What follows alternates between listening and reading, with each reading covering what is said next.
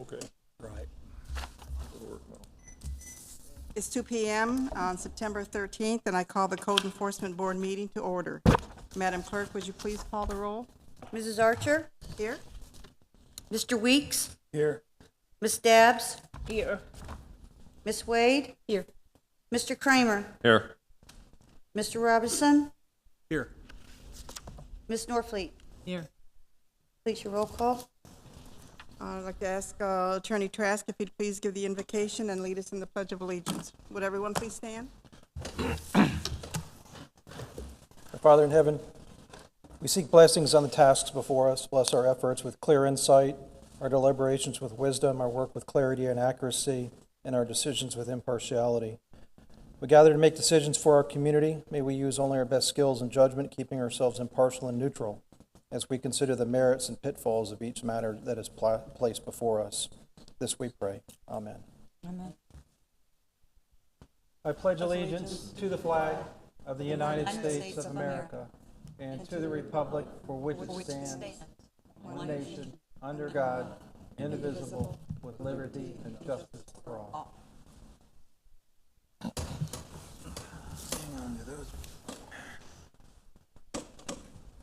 Okay, I will now read the Code Enforcement Board hearing procedure.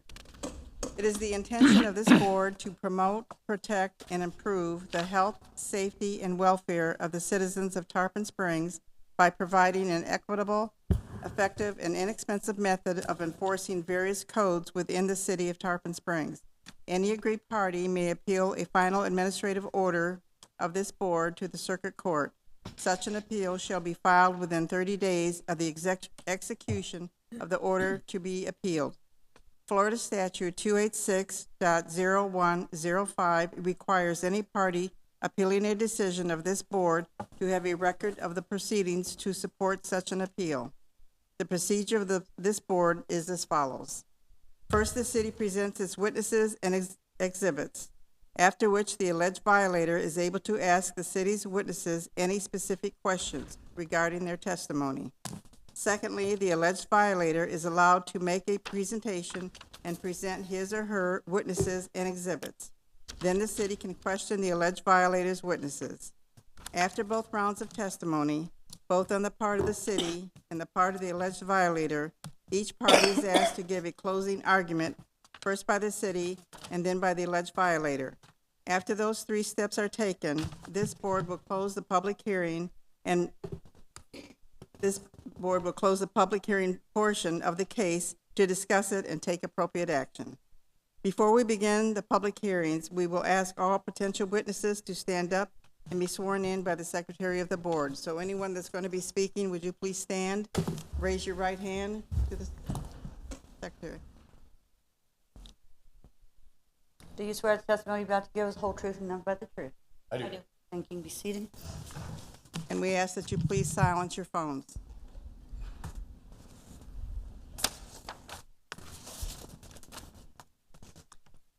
Okay, we have a little change. Are you, Shannon, will you be ready? Will you be ready? Are you okay? I'm good. We're going to go do 2 first, then 12,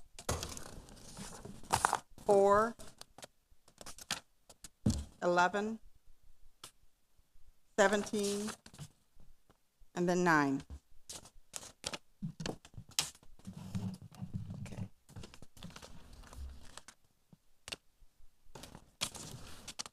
Our first case, 18-800000292 at 727 Chesapeake Drive. Tina Hinton. Is she here? Would you like to come forward to the table by the microphone, please?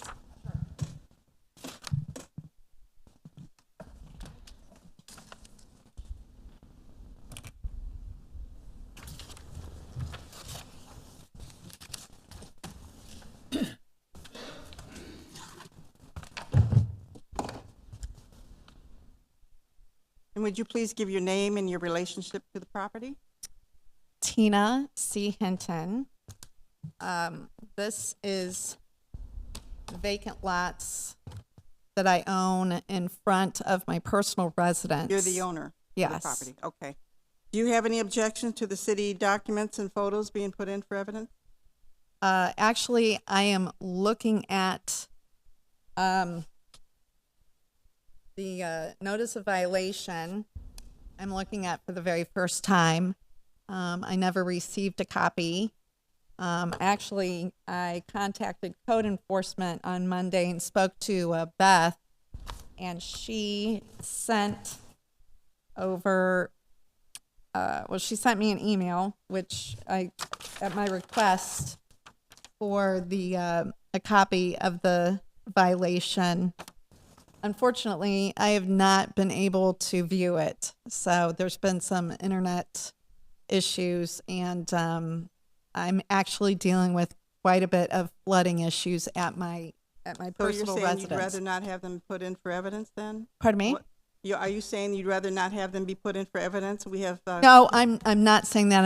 I just want to make it a record that I'm When looking it at comes them your for the turn, you very, sure very can, first ma'am. time, like Okay. as I'm speaking to you right So now. you're okay with the documents and the photographs being put in for evidence? No, I don't have any problem with it. I'm just Okay. going to look at Okay. them as you're talking to me. So, Madam Clerk, I asked you if you received these documents and photos into evidence?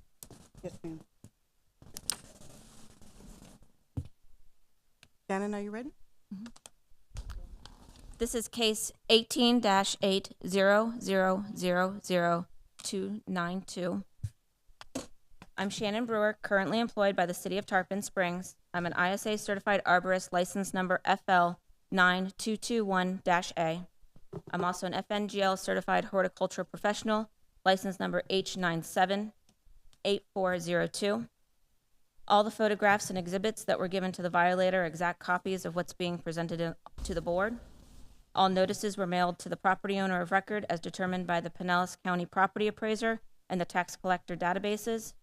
All NOVs and NOHs are sent certified, return receipt, and first-class mail. Please accept all exhibits into the record as evidence. Yes, we have. Go ahead. On April 30th, 2018, while out on a nearby inspection, several dead pines were observed on the property. The dead pines on the south side of the property were tall enough to hit the nearby home, and the dead tree outside the fence on the east is tall enough to fall into the roadway. Ordinance 13302, Section F, states it's unlawful for any person to be permitted to remain on the property if any tree or tree branch that is in such a diseased condition or dead condition as to be in danger of falling upon any right-of-way or the property of another. That is why the property was out of compliance. On May 7th, the NOV was mailed first class and certified, but it was returned to the office as marked unclaimed on May 26th. Ms. Hinton called the office a few days before the deadline to respond, which was June 7th, requesting information of why the pines located on her neighbor's property were all marked with red X's. She was unaware of the NOV. I explained that both properties had dead pines and the pines required removal, and both properties had been cited. I inspected the pines for pine borers, the ones that I could get to outside the fence, and on the adjoining property, but due to the fence, I was not able to inspect the ones on the trunks on the inside. The ones on the outside had died of pine borers. There is an active osprey nest in one of the trees. Upon research, osprey's protective status changed as of 2017. No removal permit is required by FWC. Florida Rule 68A states that only an inactive nest can be removed. This nest is active, so removal of that dead pine is not required. There are no other nests in any of the remaining trees. June 14th, a permit for removal was issued. Ms. Hinton asked for an extension of time on the compliance deadline to coordinate removal with a company. The extension was granted till the end of July. August 13th, a phone call was placed to Ms. Hinton in order to establish a timeline on removing the remaining pines. She stated that 2 had been removed, but she could not give a definitive answer on the date for the remaining. The permit which has been issued is only good for 6 months. August 14th, I re-inspected the property. I confirmed the removal of the trees located on the south. The trees located behind the fence and the one next to the roadway were still on the property. Therefore, the property is out of compliance. The NOH was sent August 15th. The pre-board inspection was conducted September 12th. the remaining pines were still on property, so she is still out of compliance. Oh, the parcel of record we're talking about is 11-27-15-15048-002-0090. This concludes my evidence. Does the board have any questions for Shannon? Did you say that there were borers in the trees that you inspected? Correct. And when if you can look at some of the pictures that have got passed around, there is a picture of a green pine tree on the south side. Only 2 were dead, but because the time frame had gone on, the one in front had also died because of the borers.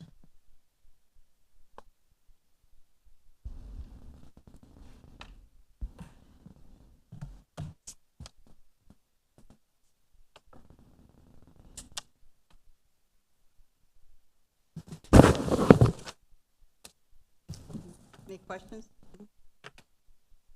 Ma'am, do you have any questions at this time for Shannon? I do. I have. Can you sit down? We need to hear you in the microphone. Sorry. Yes, I'm sorry, I do. That's okay. Shannon, the first date that you referenced, you were referring to pine trees. Can you please help me understand which trees you are referring to by pointing at them in the pictures? I'm having some difficulty as to the trees that you're describing. So I have all your pictures here. If you could just please, point. There were 2 pine trees originally, when I saw originally on April 30th, that were outside the fence on the south side that were dead. My trees. I'm sorry not to interrupt you, but you're speaking of my trees, correct? I believe so, yes. Could you please point to them in your picture? Show me the picture that you're referring to. Here's a color photograph, Can I? these 2. And then the ones from the remaining trees that I saw, the rest of them had started to die and have completely died. Can I approach her pictures, or can she come to me so I can see which ones that she's? I think we're trying to pull them up on the screen. Oh, okay, great. Well, maybe you could hold the picture up one more time, and I'll just walk over and look real quick and come back. Is that okay? Hold on. He's got, Plug it in would help. I'll just look.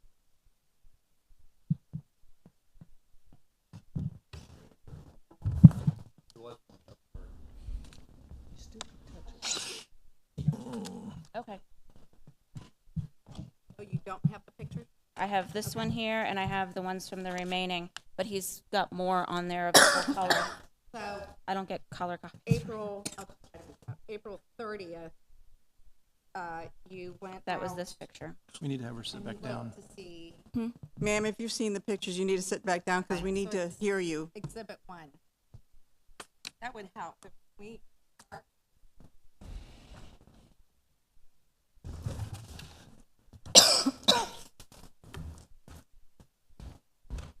We just mark my pictures with the exhibit numbers so that They're all Exhibit 1. all the pictures are exhibit 1. Yes. Okay. So the picture that you just showed me that was How about passed. you deal with the one that's on the screen first? Oh, okay. All right. So I'm referring to the date of April 30th. You said you inspected and saw several dead pine trees. Correct? So which ones are you referring to? It was the one that was out by the road that I was main concerned with. Okay. That one had pine borers in it. And then because I could not get behind the fence, I did not inspect those. But on the south side, which is that Exhibit 1 that has the tag on it, I observed those and the one that's in the corner. Okay. There's a distance showing you how close to the road it was in relationship to its size. Okay, the front one. Correct. That's the one that you're referring to on April 30th? Yes, that one. Okay. I thought you said it was the, And then as well as the others. That's the eagle's nest, the osprey nest in the back that I observed. And it's active. I'm trying to find this picture right here. It's this one. This is the picture that you were referring to for April. Yes, that's it. Okay. And the one behind the fence was also dead, and there's also one that's, Oh yeah, if you could zoom in. Okay, so what do you want to? What did you say about these trees? that was from my original inspection, and the two in the back were dead, and the one up front was still alive at my original inspection. Correct, and that one now has, it's gone. It was removed Okay, with so the others. so you're acknowledging that I have taken out how many trees at this point? 3. And the one that I'm still concerned with is the one that is tall enough to hit the roadway. Okay, that's the one in the front. Correct. Okay. So you're saying the one in the front, which was the original picture that we have up here. So that picture, you're concerned with it hitting the road. Correct. Okay. Is there any other trees that you are concerned about them hitting anything? Within relative relation to the ordinance, all dead trees on the property under ordinance 13302. Okay, I'm just asking a question. If you feel that any trees are going to endanger, Person, it's unknown. I have not inspected physically the ones behind the fence, and the ones that have been, the one up by the road has lost a few more limbs. right? Okay. But I have not physically actually been to the trunk to be able to touch the other ones to see if cracking is in the base Well, of them. Okay. Let's just say They they're are all hazardous to dead. persons and property. I mean, let's just say that they're all dead. I mean, we'll just go with that right now. Did you see any of them being a danger to a building or a structure of any kind other than this tree possibly falling into the road? I'm just asking your professional opinion. From seeing, there structures on that. If it's a shed, I don't know what it is behind that fence. Well, since it's my property, I know that it's not. It's not Under the a ordinance, structure. they are dead. Okay, that wasn't my question. My question was, in your opinion, if they were They can all hit- dead, would they hit anything? It is unknown. If they're all dead, you can't form an opinion if if they They're would dead, fall. able to hit. That they are able to injure people, and they are dead. They are falling apart. Okay. I have a currently. fenced and secure property, so if it's not available to the public, Those large limbs on the outside are able to injure people that are walking there, and the one on the corner Okay. as well. I'll agree with you on the front tree for sure. That could Okay. very easily fall into the road. And the one on the two in the front on the corner. Can you show me that picture again? I mean, on the thing, on the projector screen. Okay. So, There you go. Those. okay. So, can you point? Yeah, point. Can you point that one? That one. Those have been removed now, and then the one that's directly behind the fence. Keep on that one. That is Okay. hazardous to persons. So, you're showing the 3 in the front of the fence are removed. On the outside of the fence, the one behind the fence is still.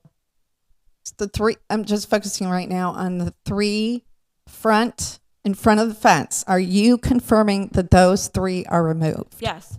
Okay. So at this point, other than the tree that's in the front, which, as you described, it could hit somebody walking by, is there any other trees that are accessible to the public that are a danger to The one in hitting the corner, on the one that you remained in the corner of that other photo, that it is large enough. You can see in the photo that there are large dead limbs, losing bark, okay. have insect damage that could fall on the outside of that fence and injure people that are walking on the outside of that fence. Okay, that's a vacant lot, privately owned vacant lot. Okay. Okay, just want to clarify that. Okay, so right now I just want to confirm how many trees you're saying are still standing that I'm responsible for. All dead trees on your property. Okay, so that's how many, Shannon, is what I'm asking. I just want to confirm we have the right trees, numbers. 1, 2, 3, 4. Okay, so you're saying there's 4 trees. And So the one that we just did, that's in the front, that's 1. This is 2. And then could you show me the other trees? on the reinspection 814, trees remaining on property, you can see On the 3 projector? behind the fence and then the one on the outside of the fence. Can you show me can you just point it with your cursor on the screen? So the front. There's 3 right there in that photo, One, and then the 1 two. in the corner. So making it 1 4. in the front, 2 behind the fence, then point with your cursor. Okay, 2, 3. 3. And then the 1 on the corner. Okay. Okay. 4. Okay. So Do you have any more questions? yes, I do. Okay, you can state your case after you get after your questions. You can still state, your case. I'm sorry. after you. Do you have any more questions? Yes, I do. Go ahead, ma'am. Okay, so the inspection was done. So you were actually the person to make the complaint. Is that correct? A complaint wasn't Yes. called in. You were out, according to this, you were out, you saw the trees, and that's how this all came about. Also, the parks department. There was a park at the end of your street. They were picking up large limbs, and they were the ones as well, because I was inspecting trees for them at the end of it, and large limbs had fallen, and they were picking them up as well, and that's how it became. I was aware of this property. Okay, there's a park at the end of my street. Gertrude Stroughton at the end of Chesapeake. What is it called? I'm sorry. The name on the sign is Gertrude Stroughton, I believe is how you say the last name. I have to get out more. I didn't know about that. Okay. So I guess my question is, I do agree with you with the front tree that potentially it could fall in the street. The other ones, however, that are on my property, I don't agree. You might not find that relevant. I find that kind of relevant. My issue is the major flooding. Hold on a second. Are you done with your questions? Oh, no. Sorry. Okay, questions first. So my question is, why does this not include the tree that I do find extremely dangerous? And that tree is visible from, actually wonder if I can see it in the picture. Is it on your property? It's actually, you can see my house in the picture. So there's my house. And on facing my house, there's a fence on the right-hand side. It's a wood fence. So, my house, this side fence, on the opposite side of the fence. So the tree is actually located on the opposite side of the fence. So in between my house and their house, but on their side of the fence. And I'm just looking to see if you have a picture. That is the tallest, scariest tree. And I don't see, you can see it from these trees. So that one actually, oh, there we go. Oh. Well, Is it on your property? It's is that relevant? I guess. I mean, I'm gonna ask. Like that's We are relevant. dealing with a case where you were the Dead. violator for this property. We are dealing with this property. Okay. Is this tree that you're talking about on this I can't answer property? that question. I can tell you that there's a fence in between my neighbor and I, and it is on his side of the fence. So that's the question I have, is that one It's not relevant to this case because we are dealing with this property. Okay, it's relevant to me, so I'm asking the question. Why you didn't, Not relevant.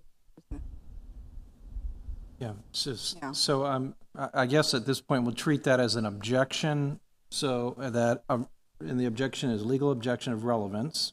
And so, do you have a response to that? Because the chairman needs to make a decision. How is that tree relevant to your particular case? the tree, it's dead and it is dangerous. It's not a matter of it hitting the road and being inconvenient, but it could cause serious damage to either my house or my neighbor's house. Okay, Mayor, Madam Chair, I would say that you would sustain the objection. It's not relevant. You know, the city can deal with that property owner at a different time, but that's not part of this case. It's not relevant. I would appreciate it if it was documented and made of record with this case. This is a dangerous You situation. need to go on, ma'am. Okay, 'cause does that mean that it's going to be of record? If you want to make a complaint as to the tree, you can call code enforcement, and they can begin the code enforcement proceedings against that property owner if they haven't done so already. Okay, can I make what you just said of record at this hearing? I don't understand why not. You can call code enforcement after tomorrow. I understand that. I just want to make sure that this Tell them discussion is well, part. This is being taped, so it'll be on. Okay, good. Okay. well, I Are you guess. through with your questions? Shannon, so you're recognizing that I've taken trees out, and how many are you saying I've taken out? One more time. You have Sorry. removed 3 trees. Okay. I've taken out 3 trees, and you pointed the trees. You pointed to the trees. Mhm. Back to that picture.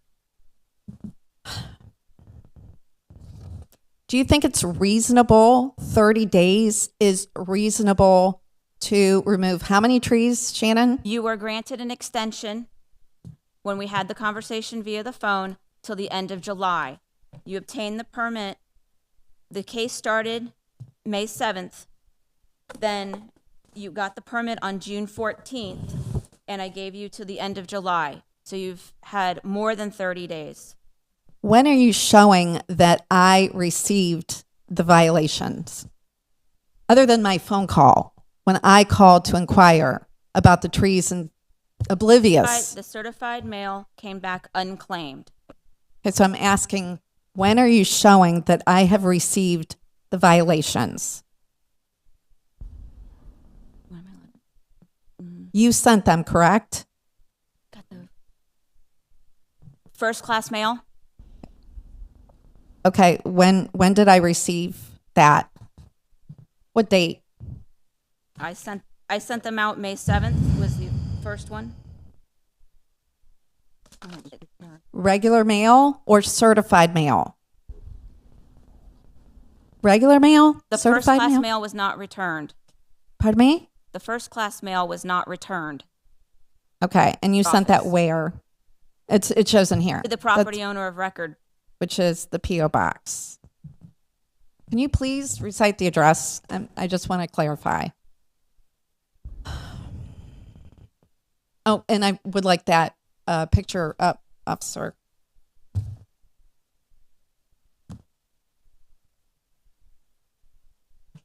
P.O. Box 309, Tarpon Springs, 346880309. Okay. Could you go back to those 3 trees, please? The picture? Okay. So you're saying these are my trees and they're removed. Those have been removed. That's the 4th time. Ma'am, Okay. we've got I'm other just trying to cases. clarify. You've cleared it for 4 times. I understand. There's a reason. Okay, we Yeah. only need to hear it once. We have other cases to get I to. understand, but I want to make sure that I understand. That is why I'm here, with all due respect. So back to the question. Do you think that it's reasonable to ask somebody to take trees out? I only have received these today. They were sent to me by code enforcement on Monday. I still can't access. She sent me an email, but I can't access it. So I'm viewing these pictures just to let you know. And the violation, other than speaking to you on the phone, when I spoke to you on the phone, obviously you made me aware, but I didn't know the logistics of it until right now. So, do you think it's reasonable to ask somebody to spend, I mean, these are about $1,000 a pop, spend that kind of money within 30 days or even 60 days? I have no opinion.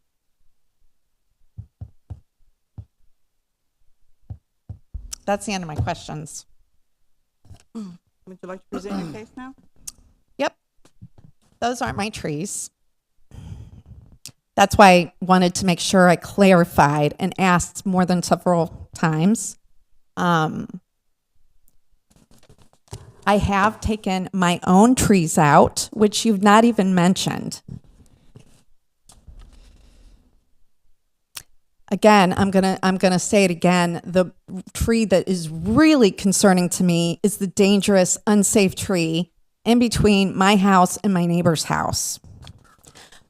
My trees are dead because I have had ongoing issues with flooding on my property. To get here, I literally I have to wear boots at my house. I changed my boots in my car to put normal, respectable shoes on to walk here. I've spent 3 days directing water off my property. I've scheduled tree removal, I think 3 times since I've removed 2 of my trees and had to cancel because you couldn't even walk on my property. So I do have photographs, and they're time stamped. I have photographs of every single flooding issue, but in reference to here, I don't want to bore you with a bunch of muddy pictures.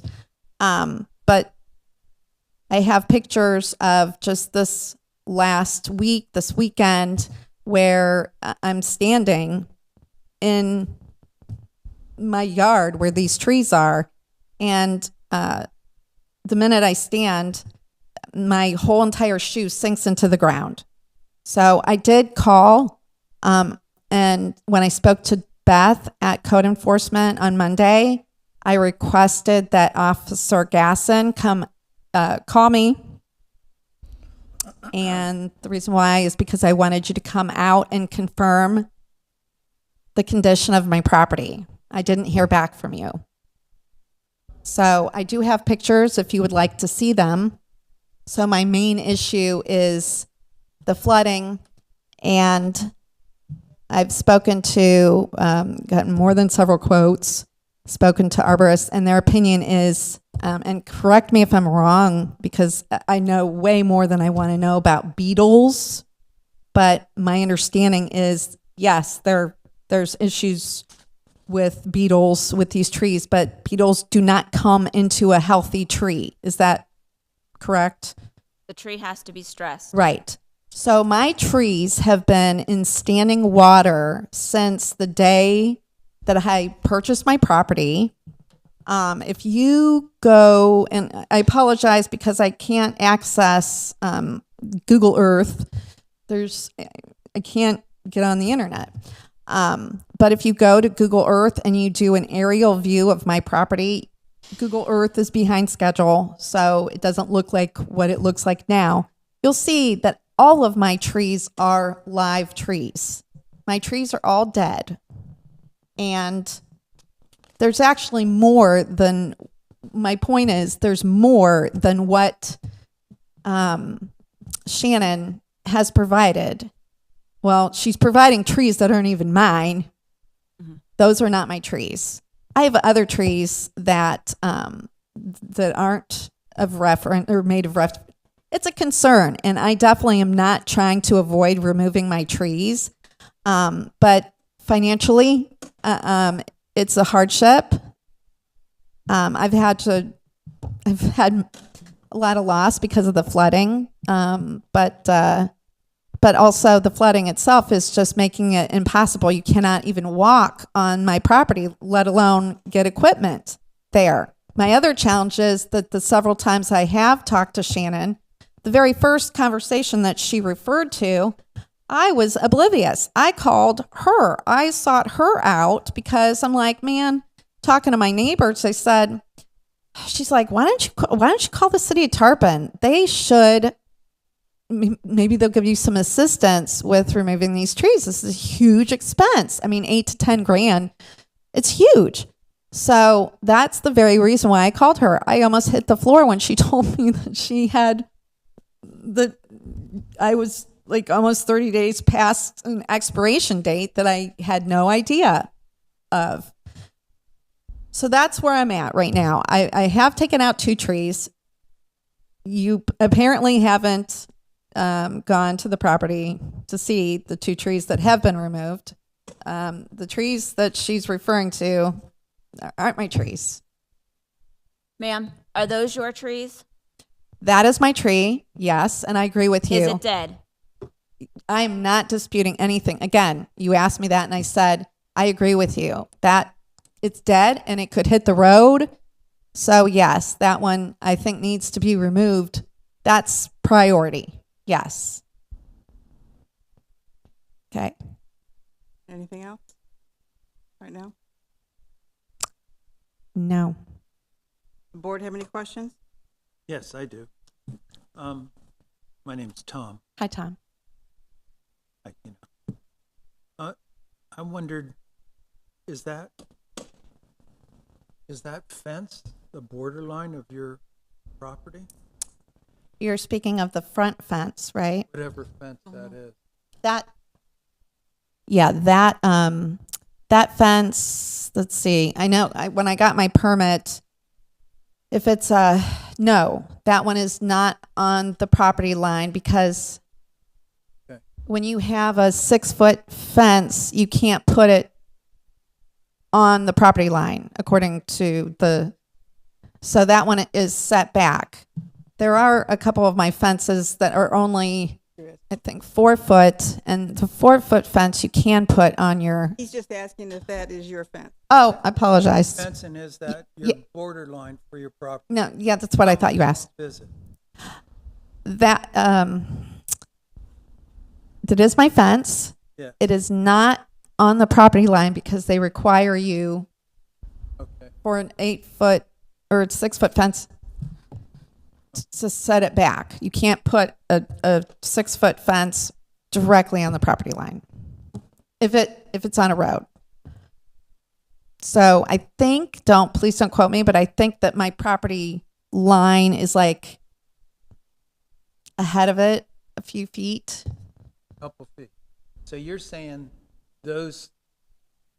at least those 2 on the furthest to the left are not your trees?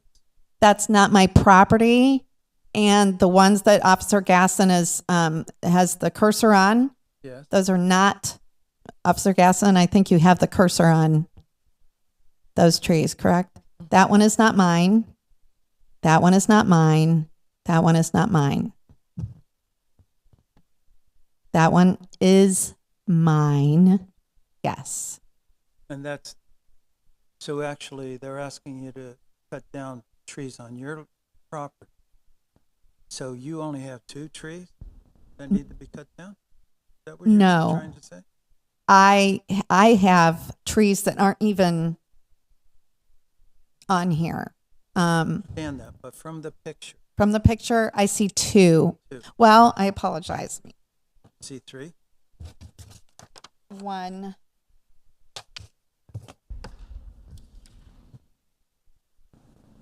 I'm not even sure what that is. Okay. So the front tree, and then And then the one behind the fence. yes. Okay. Which, can I just confirm one more time how many trees? So you are unaware of 2 of the trees that I have removed, my trees. So that brings it down to, if you're saying 4, We're done with cross-examination. okay. Asking questions I'm of asking you I'm right now, just ma'am. trying to clarify. That's okay. You have any other questions? That's all I have. I'm going to try. The city's asked you to remove 4 more trees. Okay. Your contention is that only one of those is your tree?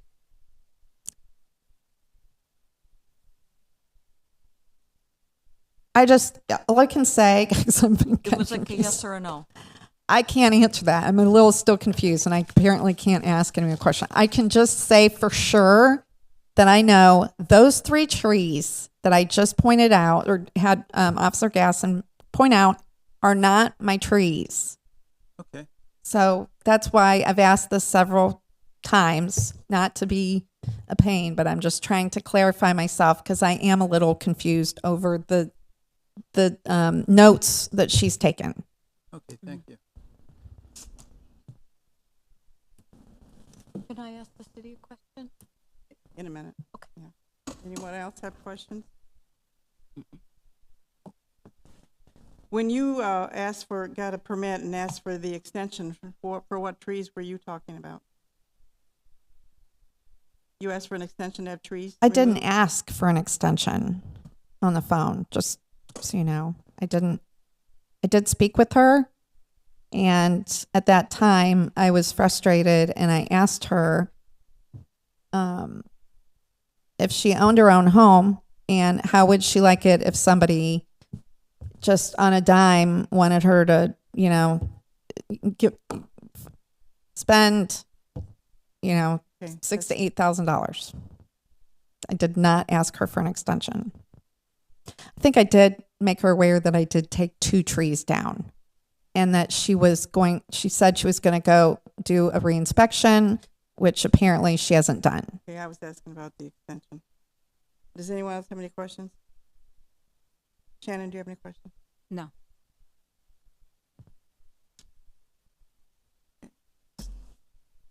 Going on so long. Can I pass around my pictures of my property? This is the most recent. You can show them to the city, Okay. and so the answer is yes. Do you have them in paper form?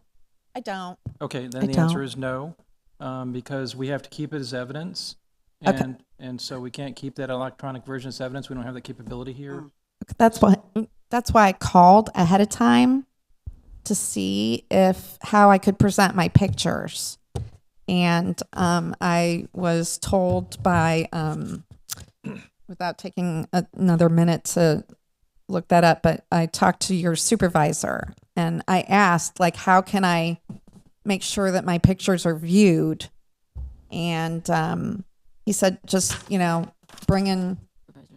Right, we could, if you had them in paper version or printed version, they could receive them, but there's nothing that we can do with regard to your electronic version right now, because we won't be able to keep that record. That makes sense. Okay. If I knew that, then I would have made other arrangements. Well, I am under oath, so I just want to say that my property has been flooded. Okay. It's Record. Shannon, do you have anything to summarize? I summarized that there are dead trees on this property which need to be removed under ordinance 13302.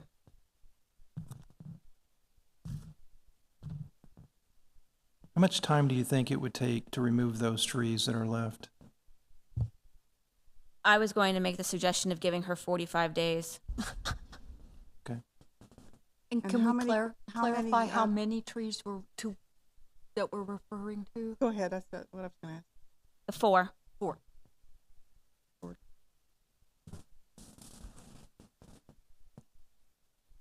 Okay, summary by I'm property Is there owner. anything else you'd like to say? Yeah, I'm confused because I've taken 2 trees out, which she has not come to reinspect. Yes, you did. So, excuse me. No, she said she has not. You've not inspected the 2 trees on my property that I've taken out, correct? I was there yesterday. Okay. So, but the date on this, you're showing that I still have 4 trees that need taken out. That's in your notes from a month ago. Don't answer any more questions. I'm- Ma'am, this is the time for your summary. It's not cross-examination any longer. So I'm- present whatever you'd like to present in your summary. Okay. The information that she has is incorrect. She's sent me violations on trees that aren't even on my property. She's not done an inspection. I've not received a certified letter. I've not received the violations, I'm viewing the violations for the first time today. It's not rational or reasonable to expect somebody to incur this kind of expense in this ridiculous amount of time. My opinion is the city of Tarpon Springs needs to step up here. And I mean, my trees are dead because they've been in standing water consistently since my ownership. And no matter what I do or my neighbors do, that problem is ongoing. It's very frustrating when the very entity that's created this problem is now giving me 45 days to spend $8,000 to $10,000. I mean, that's just ridiculous. I'm sorry, Shannon, unless you know the weather report for the next 45 days anyway, I can't even access my property. I can't show you pictures of that, but I can tell you that. I have a question, Shannon. It says that everything was returned on claim. Were all the notifications and returned to you on claim? Only the ones that were sent certified. Okay, but the ones on regular mail were The not. regular first-class mail did not come back to the office. Okay. Right, the public portion of this case is now closed, and we will entertain a motion. I move based on the testimony, evidence, and facts presented in the law that at the time of the alleged violations, Section 133.02, the Code of Ordinances of the City of Tarpon Springs was in force and effect. The respondent was in violation thereof. Second. Any discussion? Roll call, please. Ms. Norfleet, Yes. Mr. Robinson, Yes. Mr. Kramer, Yes. Ms. Wade, Yes. Ms. Dabbs, Yes. Mr. Weeks, Yes. Mrs. Archer. Yes. Shannon, do you have a recommendation for time frame or compliance or daily fine? 45 days to comply. After that, $100 a day.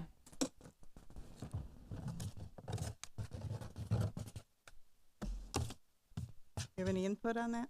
I think it's absolutely ridiculous. I mean, what she's presented is a mess. I mean, presenting me with removing properties on, presenting trees that aren't even on my property, not even knowing where my trees are. No, it's not going to happen. I can tell you right now, with all due respect, I have challenges with with where these trees are located. I mean, it's not going to happen. So are you going to set me up to lose here or? Ready to entertain a motion? I move that the respondent shall have until October the 31st to bring the property into compliance with Code Sections 133.02 or suffer a fine of $100 a day for each day thereafter the respondent remains in violation of said code. Is there a second?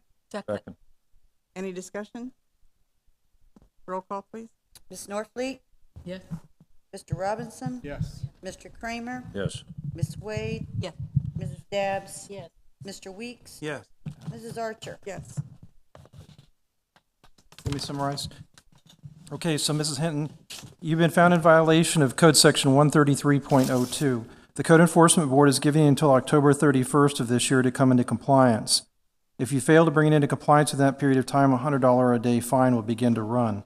If you don't understand what you need to do to come into compliance, you can contact the city's Code Enforcement Department or Ms. Brewer, and she can come out to your property and point out the trees that need to be removed and answer any other questions that you have. Do you understand that? I just want to clear. So that's 45 days Whatever to it remove comes out trees to. that I can't even access. It's actually about Correct? 48 days. yes. Okay, Yeah. 48 days to spend thousands of dollars on trees that I can't access. Potentially. Okay. Correct? Thank you, ma'am. Okay, we're going to go to number 12. 18-800000559 at 423 South Distant Avenue. Reginald Woods. Anyone here? Please come up to the podium or table and have a seat, please, sir. Please state your name and your relationship to the property. First name Reginald, last name Woods. I'm the owner of the property. I can't hear you. Pull the mic a little closer. Oh. Thank you. First name is Reginald, last name Woods, and I'm the owner of the property. Did you have any objections to the city's documents and photos being put in for evidence? I neglected to bring the registration of one vehicle. One is registered and tagged, and the other No, one. the ones that she has, I believe you showed him, right? Right. One vehicle that's Yes or no, can they put the pictures in? Sure. Go ahead. Thank you. Officer Gasson, you can Thanks. present your case. This is case number 18-800000559. The address is 423 South Distant Avenue. Mr. Reginald Woods is the property owner. Exhibit number 1 are all my photographs to include my inspections. Exhibit number 2 before the board are all my notices to include the notice of violation and notice of hearing. Exhibit number 3, administrative docs to include case summary, property appraiser, and tax collector records, and any emails associated with this case. Exhibit number 4 is the affidavit of posting and a copy of the sign. All my photographs and exhibits that were given to the violator are exact copies of what's being presented to this board. All my notices were mailed to the property owner of record as determined by the Pinellas County Property Appraiser and Tax Collector databases. All notice of violations and notice of hearings are sent both certified mail and first-class mail, return receipt requested. And Madam Chairman, if you would, please accept these into the record as evidence. Yes, Bob, if you'd please receive these in the evidence. Yes, ma'am. Thank you.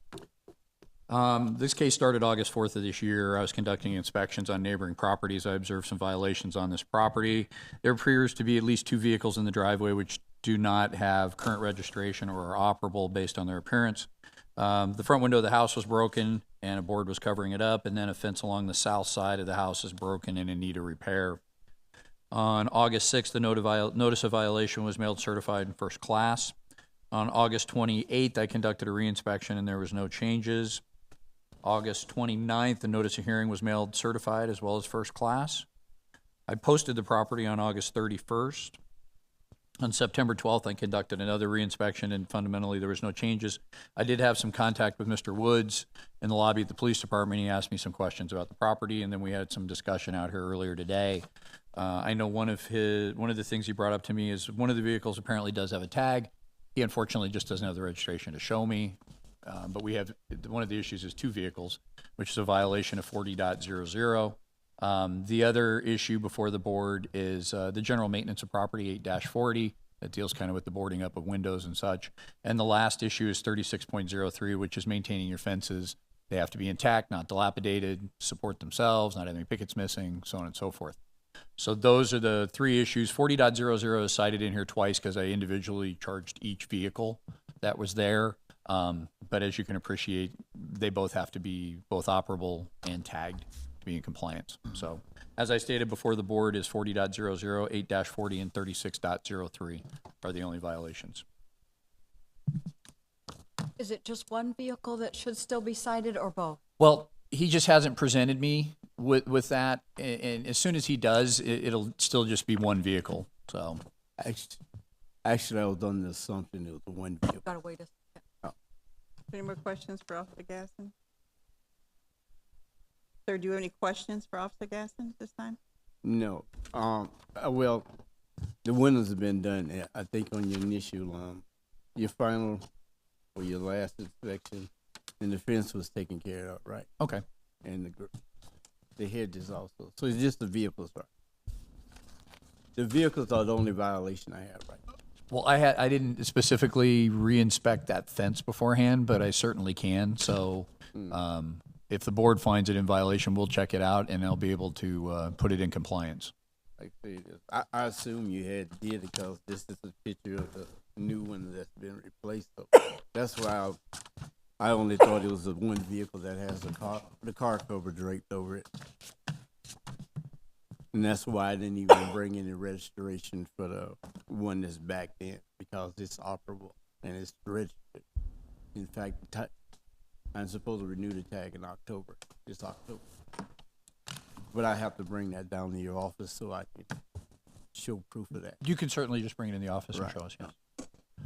So I'm just, main thing I thought I'd be here for was the one vehicle that pulled in, not the one backed up. I have no problem with actually taking care of the vehicle that has the car cover over it. Oh, are you asking me a question? No, I'm just stating that. I'm just stating I have no problem in taking care of the vehicle that has the car cover on it.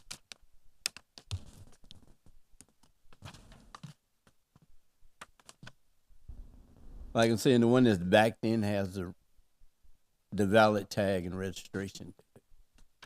Okay. So Yeah, all I'm here for is actually see if I can give an amount of time to go ahead and get this one vehicle out. Yeah, Madam Chairman, I'll make it easy. We can take 8-40. Looking at the third picture, the window is fixed. So we'll just consider, I don't have any information regarding the fence in particular, so I'd still like, until I have an opportunity to inspect that fence and make sure it's intact. And then the vehicle 40.00, which would encompass technically both of them. Anyway, but we can certainly strike 8-40 from the record as being considered. Does the board have any questions for Mr. Wood? This is gonna sound crazy, but it's real. Did you get a permit to fix your fence? Did I get a permanent fix the fence? Well, from talking to him, it was just the slash that had fell out off of it. So it was just So you putting didn't the have slash. to take any pilings out or anything? No. Mm.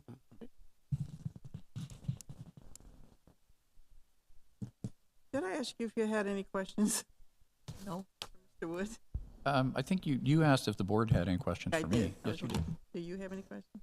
I don't have any questions. No, thank you. Anything to summarize? I'm good. Thank you. Do you have anything else to summarize, sir? No. Okay, the public portion of this case is now closed, and we will entertain a motion.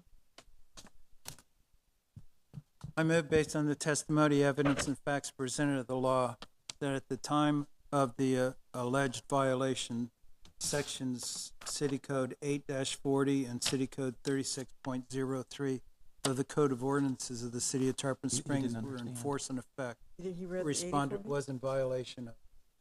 Yeah, he taken 8-40 off the table and left 40.00 on. Oh, he left it on, Yeah. 40-0? Yeah, 840 840 came off. came off the top. Just a different 40. I'm sorry. Let me say it again. I move based on the testimony, evidence, and facts that presented at the law at the time of the alleged violation, sections 36.03 and 40.00 of the Code of Ordinances of the City of Tarpon Springs were in force and effect. The respondent was in violation thereof. Second. Any discussion? Roll call, please. Ms. Norfleet? Yes. Yes. Thank you. Mr. Robinson? Yes. Mr. Kramer? Yes. Ms. Wade? Yes. Ms. Dabbs? Mr. Weeks? Yes. Mrs. Archer? Yes. Officer Gasson, do you have a time frame for compliance or daily fine? If I could, just maybe ask Mr. Woods. One of the things he discussed with me previously is needing some time. He hasn't given me a specific time frame yet, so I would leave that to the board or him. And then based on that, $25 a day once the time frame's established. Wish you have a time frame that would be good for you to get this in compliance? Possibly 2 weeks or. So I'd recommend 30 days. 30? 30 days, yeah.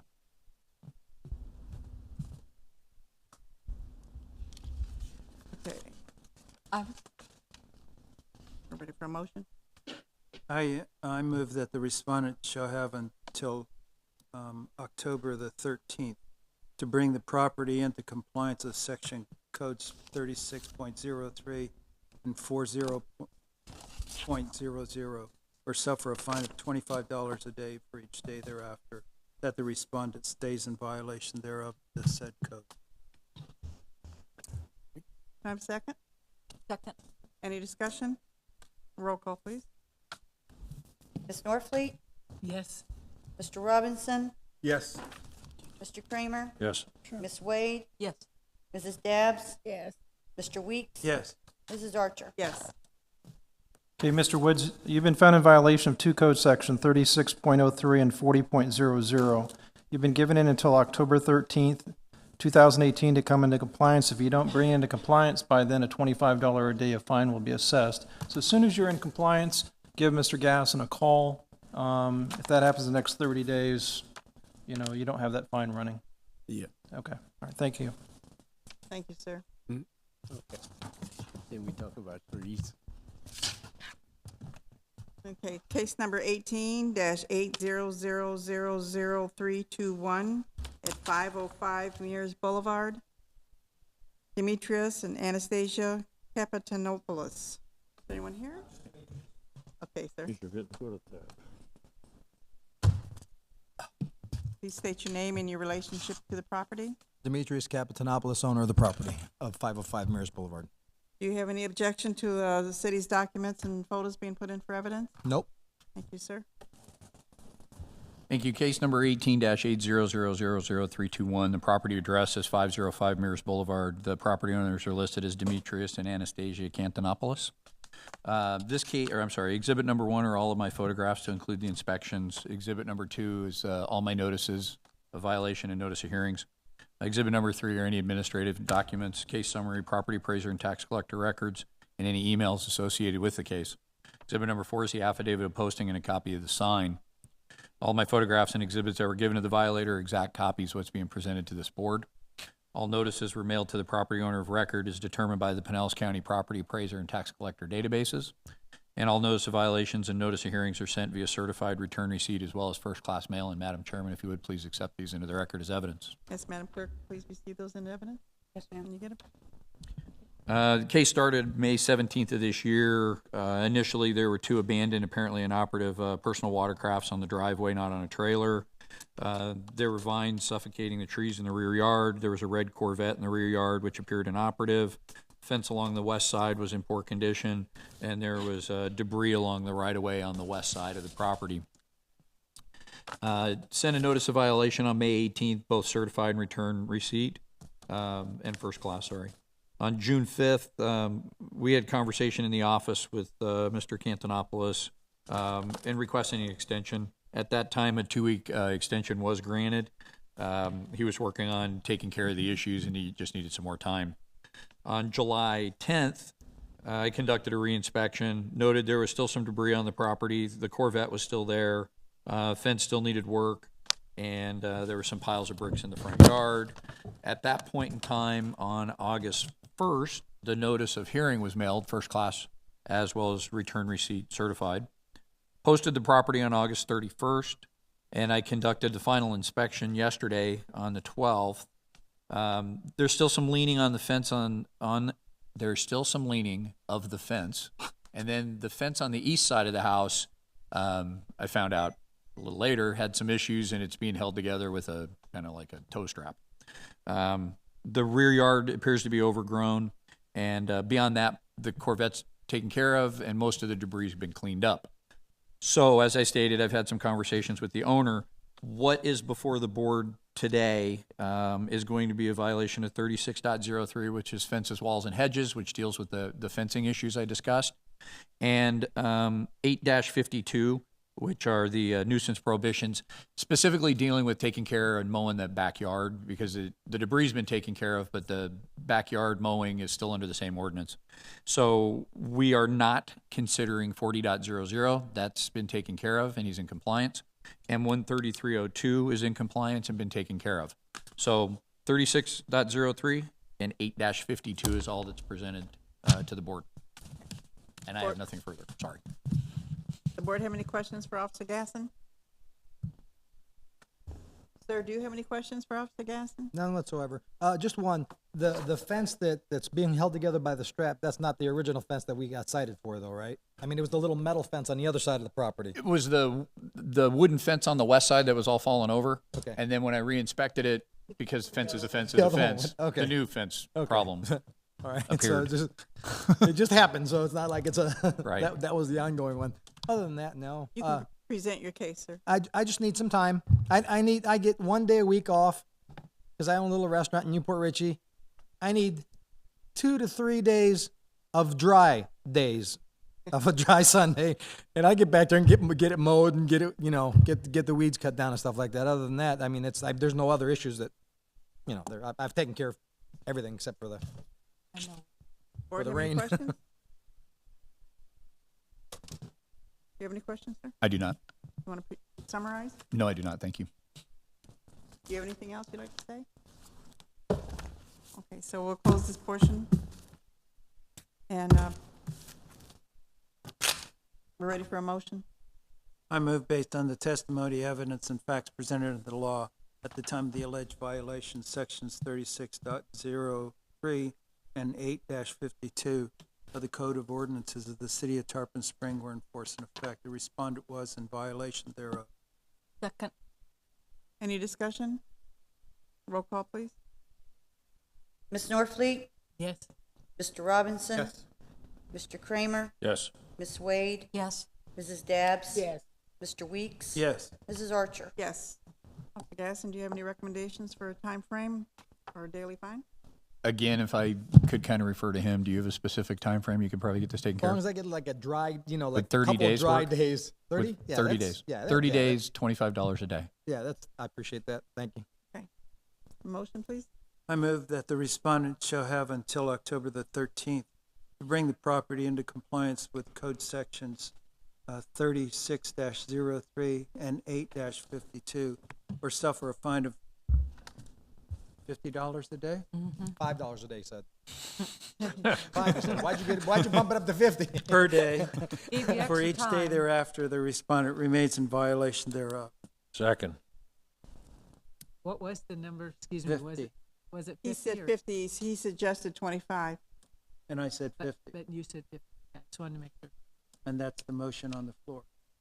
Any discussion? I seconded it. Any discussion?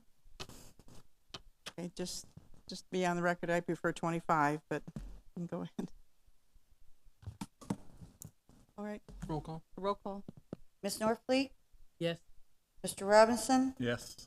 Mr. Kramer, Yes. Ms. Wade, Yes. Mrs. Dabbs, Yes. Mr. Weeks, Yes. Mrs. Archer. No. Okay, sir, you've been found in violation of sections 36.03 and 8-52. You've been given until October 13th to bring the property into compliance. Should you fail to bring it into compliance by that date, it's going to cost you $50 a day. You will get a written order. It'll be approximately 10 days from today's date. It'll come to you in the mail at the address listed at the property appraiser's records. If you have any questions about what needs to be done, please contact code enforcement after this meeting. I'm getting what in 10 days? I'm sorry, I don't understand that. October 13th, everything has to be done. Right, no, but you said I'm getting something in the mail in 10 days. You're getting an order of the board. It'll be a written finding of what they're doing. Okay, yeah, that's fine. Yeah. Okay. Yeah, no problem. Yeah. All right, thank you. Thank you. Okay, we're on to number 11. Case number 18-800000557, to be established. Vacant lot next to 533 Marigos, partial 1227 15 412200000050. George and Antiona Corfius. Is anyone here? You please have a seat and give me your name and your relationship to the property. My name is Theo Corfius. I'm the son of the owner of the property. I live there. Yeah. I live on the house Established. next to the vacant lot. Okay, do you have any objection to established. the documents and photos being put in for evidence? Sure, I don't care. Go ahead. Bobby, would you please receive those in evidence when you receive them? Off the gas. Yes, ma'am. Thank you. Just so you know, there's no photographs. So I just Oh, want to let you know. This is case number 18-800000557. As you stated, it's a vacant lot to the north side of 533 Marigos, owned by George and Antonio Corfius. Parcel number 1227 15 41220 0000050. The exhibits going before the board, as I stated, there's no photographs, so there's basically no exhibit 1. Exhibit number 2 are notices to include notice of violation, notice of hearing. Exhibit number 3, administrative docs, include the case summary, property appraiser, and tax collector records, and any emails. Exhibit number 4 is a posting and a copy of the sign, an affidavit of posting. All the exhibits that were given to the violator, exact copies of what's being presented to the board. All my notices are mailed to the property owner of record based upon the Pinellas County Property Appraiser and Tax Collector databases. All notice of violations and notice of hearings are sent certified, return receipt, and as well as first class. And please accept these into the record, Madam Chairman. As this was stated originally, this property is currently in compliance. So it's before the board to be established. August 4th was my initial inspection. Received a citizen complaint about the vacant lot being overgrown. I inspected it. It was overgrown. We sent a notice of violation and notice of hearing out on August 6th. On August 23rd, conducted a reinspection, and at that point in time, it was in compliance. Posted the property on August 31st.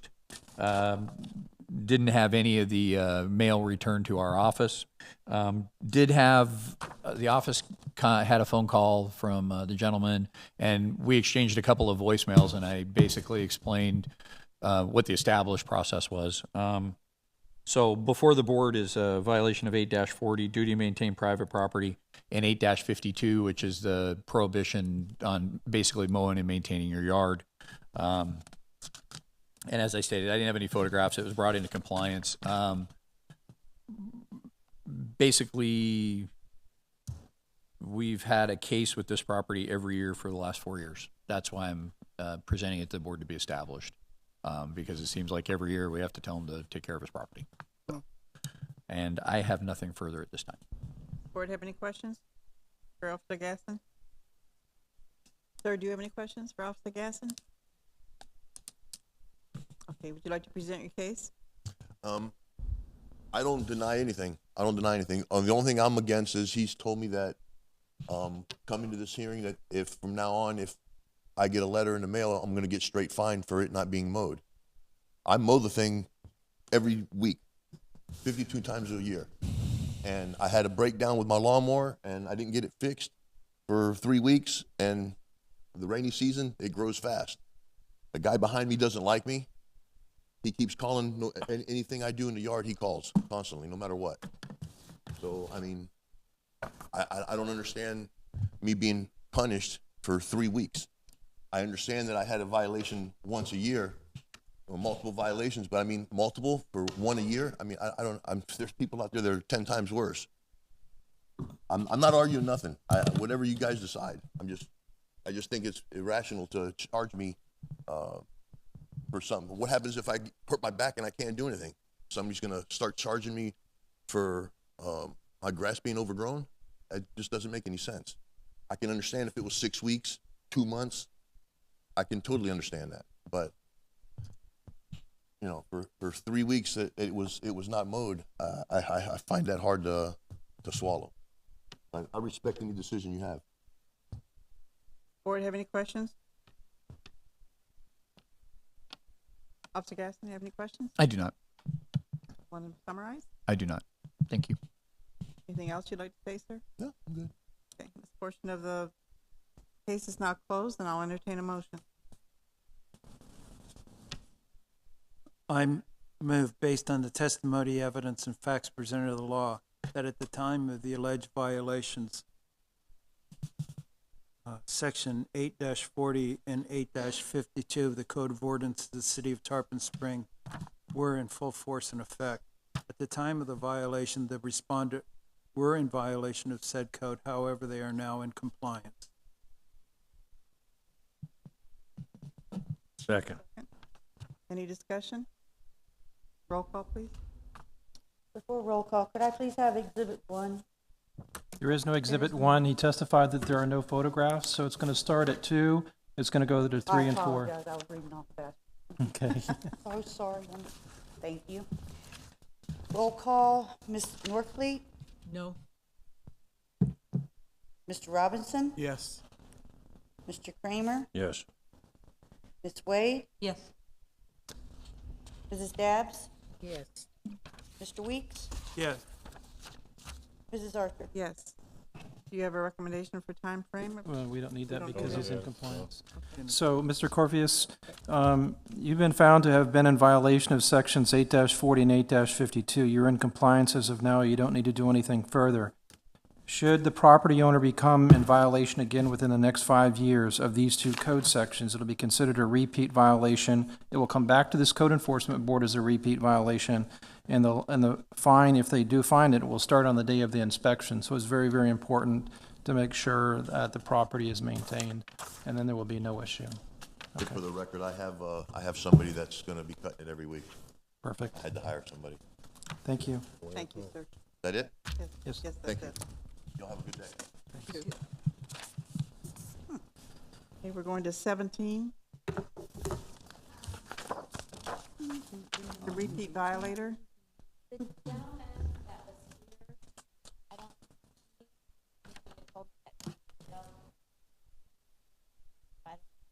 can still hear it. Did he ask for a continuance? He didn't. Ill the point. So I don't know if. That's the city's, that's your decision. Do you want to defer it? If you, It doesn't matter. It's a repeat violator that's in compliance, so I have no issue with deferring it. We can hear it next month. probably be the safest way to do it, then you don't have to worry about We'll that. just hear it next month.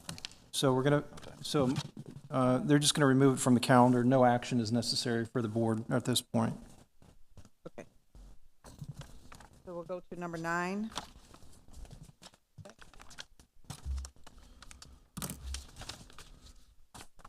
Oh, my. When are you guys for US 19? Property on 19? Okay, case number 18-800000449 at 44098 US Highway 19 North, Frederick McClemens. State your name and your relationship to the property, sir. My name's Joe McAndrew, and I manage a couple of his businesses. McAndrew, McAndrew. do you have any problem with all of a sudden I've lost my son. The exhibits and photographs? The exhibits and photographs being put in for evidence? No, I don't. Thank you, sir. Ready? This is case number 18-800000449. The property address is 44098 US 19 North. The property owner is Frederick McClemens. You guys may be familiar with this property as the Deranged Golf Course at the north end of the city on the west side of US 19. Say that again, please. This is what used to be the business, the Deranged Golf Course, I think it was called, which has been abandoned for a couple of years up on the north Brinkley side. of town. Drive. Yeah, the driving. That one, the driving range.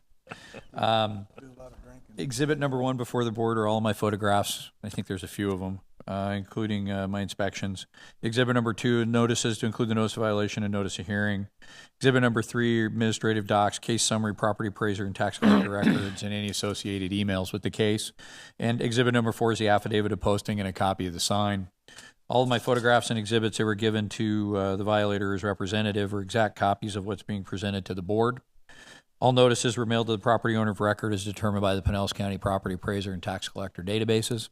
All of my notice of violations or notice of hearing are sent via certified mail, return receipt requested, as well as first-class mail. And, Madam Chairman, if you would please accept these into the record as evidence. Yes, Madam Clerk, please receive those into evidence from the. Yes, ma'am. This case started on June 29th of this year based on a citizen complaint. I went out and inspected it. It has numerous code violations, all of them which I was able to clearly view from the right-of-way. The property is grossly overgrown on the whole lot. There's numerous Brazilian pepper trees on it. There's trash and debris on the property.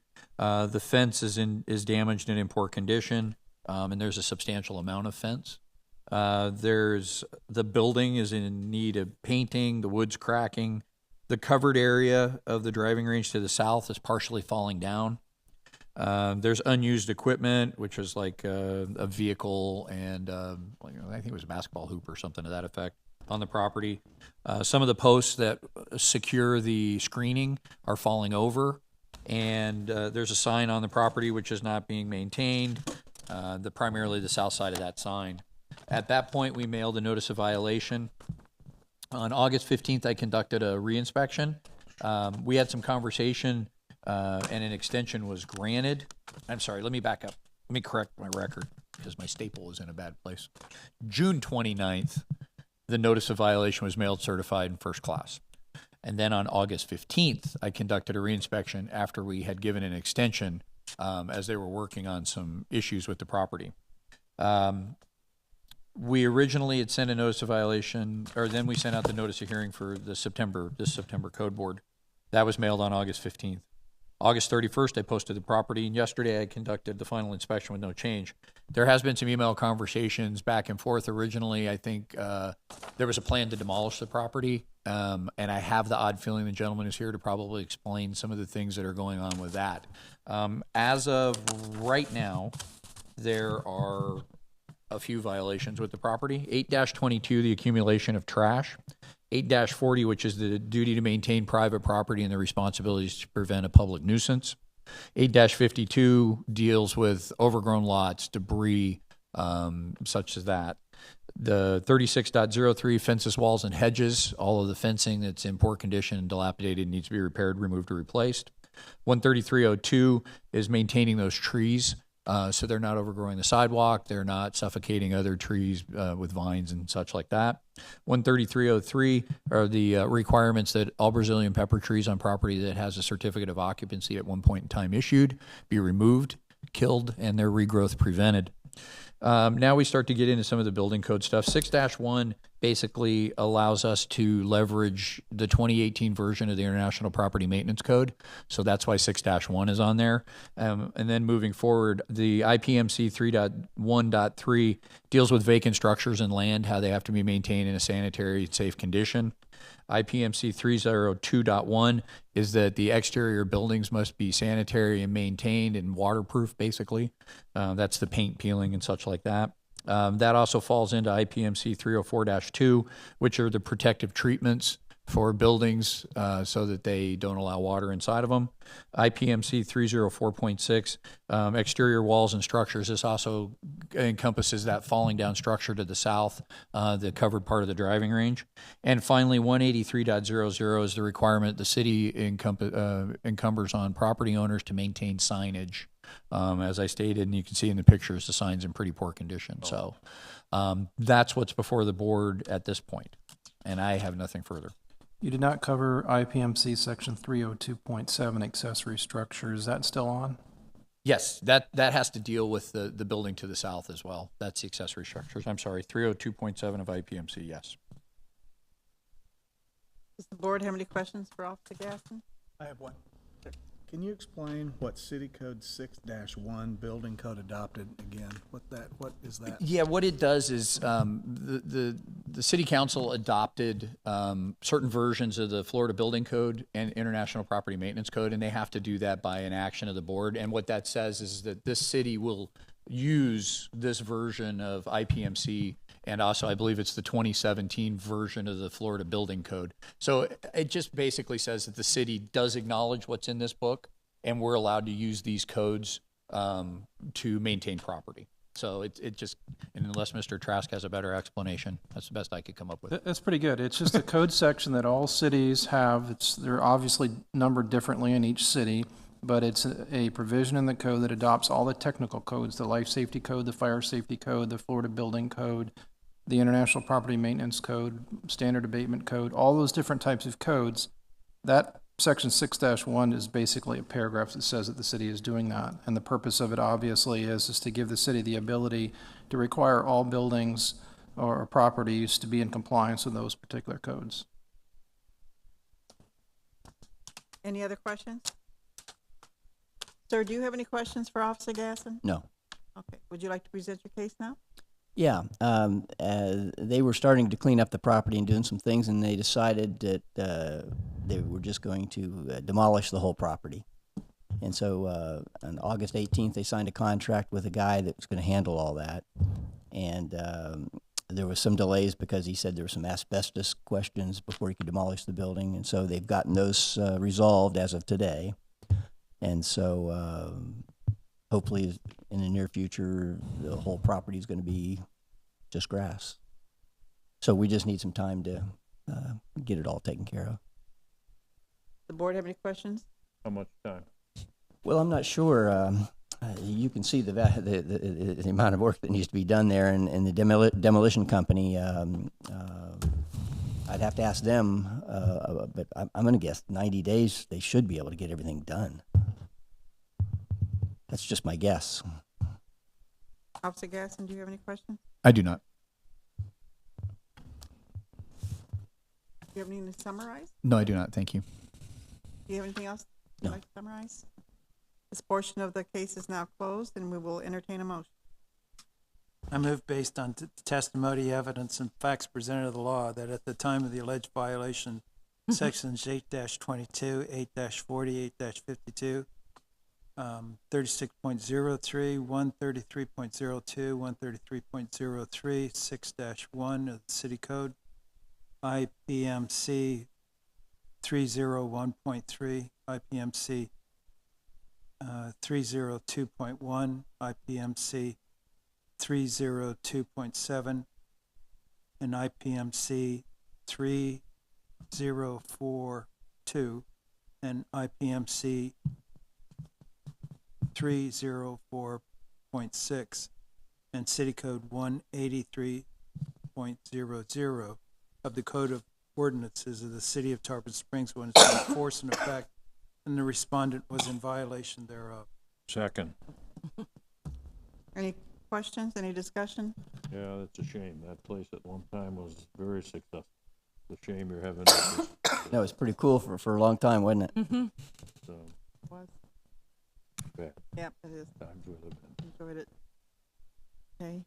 Yeah, I'd like to just suggest, he says maybe 90 days. I think we need to give him more time. These things just take a lot of time to happen. And even though we're in violation of a lot of stuff here, I don't think it's. It didn't look like that much to remove to me. One building, some fencing, and some equipment, and then mow it. I thought 30 days was, or 90 days was enough. But he's wants to demolish the building, and there's an asbestos issue. That's resolved, Been though. cleared up. That takes time. Okay, roll call, please. Ms. Norfleet, Yes. Mr. Robinson, Yes. Mr. Kramer, Yes. Ms. Wade, Yes? Mrs. Dabbs, Yes. Mr. Weeks, Yes. Mrs. Archer. Yes. So do you have a recommendation for time frame or daily fine? I would suggest maybe 120 days. The property is fenced, although the fence is a little shaky. I don't know if they want to maybe shore that up beforehand would be helpful. And but 120 days, and then I'd say $50 a day.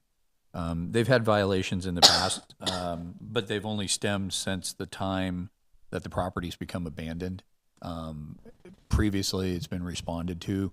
It's just the breadth of this has gotten pretty significant with the building starting to fall down and stuff. So that's why I would recommend 120 days.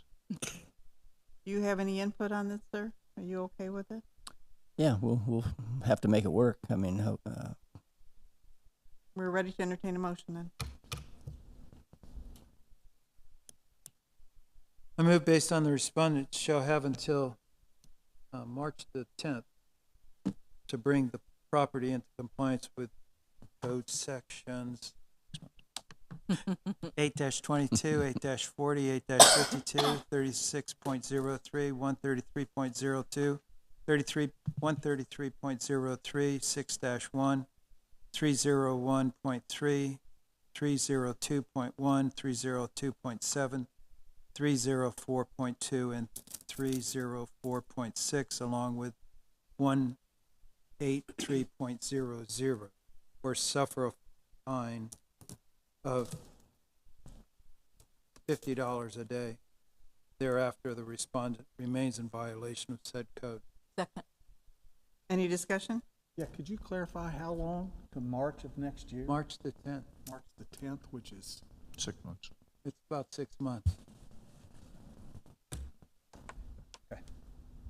Any more discussion? Roll call, please. Ms. Norfleet, Yes. Mr. Robinson, no. Mr. Kramer, Yes. Ms. Wade, Yes. Mrs. Dabbs, Yes. Mr. Weeks, Yes. Mrs. Archer. Yes. Okay, sir, I'm not going to read all the code violations. It's a long list. You've heard them 3 times now. So the property owner, Mr. McClemens, has been found in violation of all of them. He's been given until March the 10th of 2019 to bring the property into compliance. Should it be not brought into compliance by that date, a $50 a day fine will be accruing. He will receive a copy of the order that'll be issued by the board. It'll be about 10 days. It'll be sent to the address listed by the property appraiser's record. So have him be on the lookout for that. In the meantime, if you can notify him, he needs to get working on it.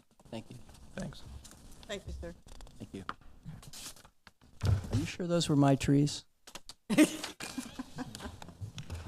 He didn't hear you. I know.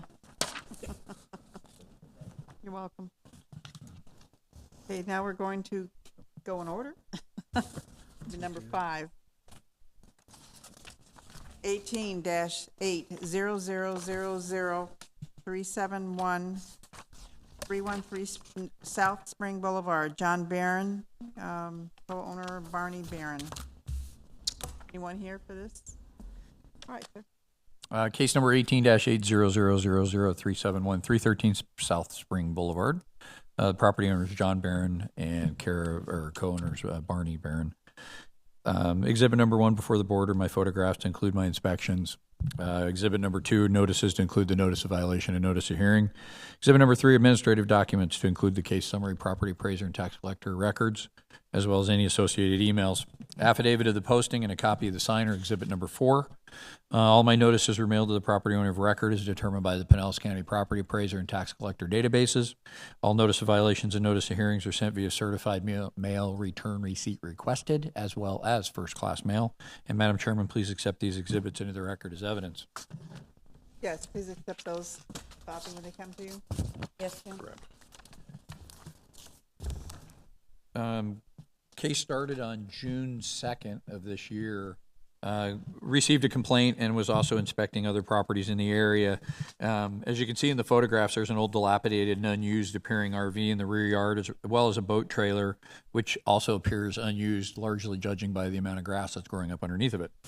On June 8th, a notice of violation was mailed certified as well as first class. I conducted a reinspection on June 29th, and all the equipment was still there. On June 29th, the final notice of violation was mailed, both certified as well as first-class mail. On August 1st, I conducted a reinspection, and there was no change. August 1st, we also mailed the notice of hearing via certified mail as well as first class. I posted the property on August 31st and signed the affidavit for it. On September 11th, I conducted the final inspection. There was no change. Both the camper and trailer are still on the property, and the grass was still overgrown under those vehicles. The final notice of violation was returned unclaimed. Otherwise, the rest of the mail was not returned.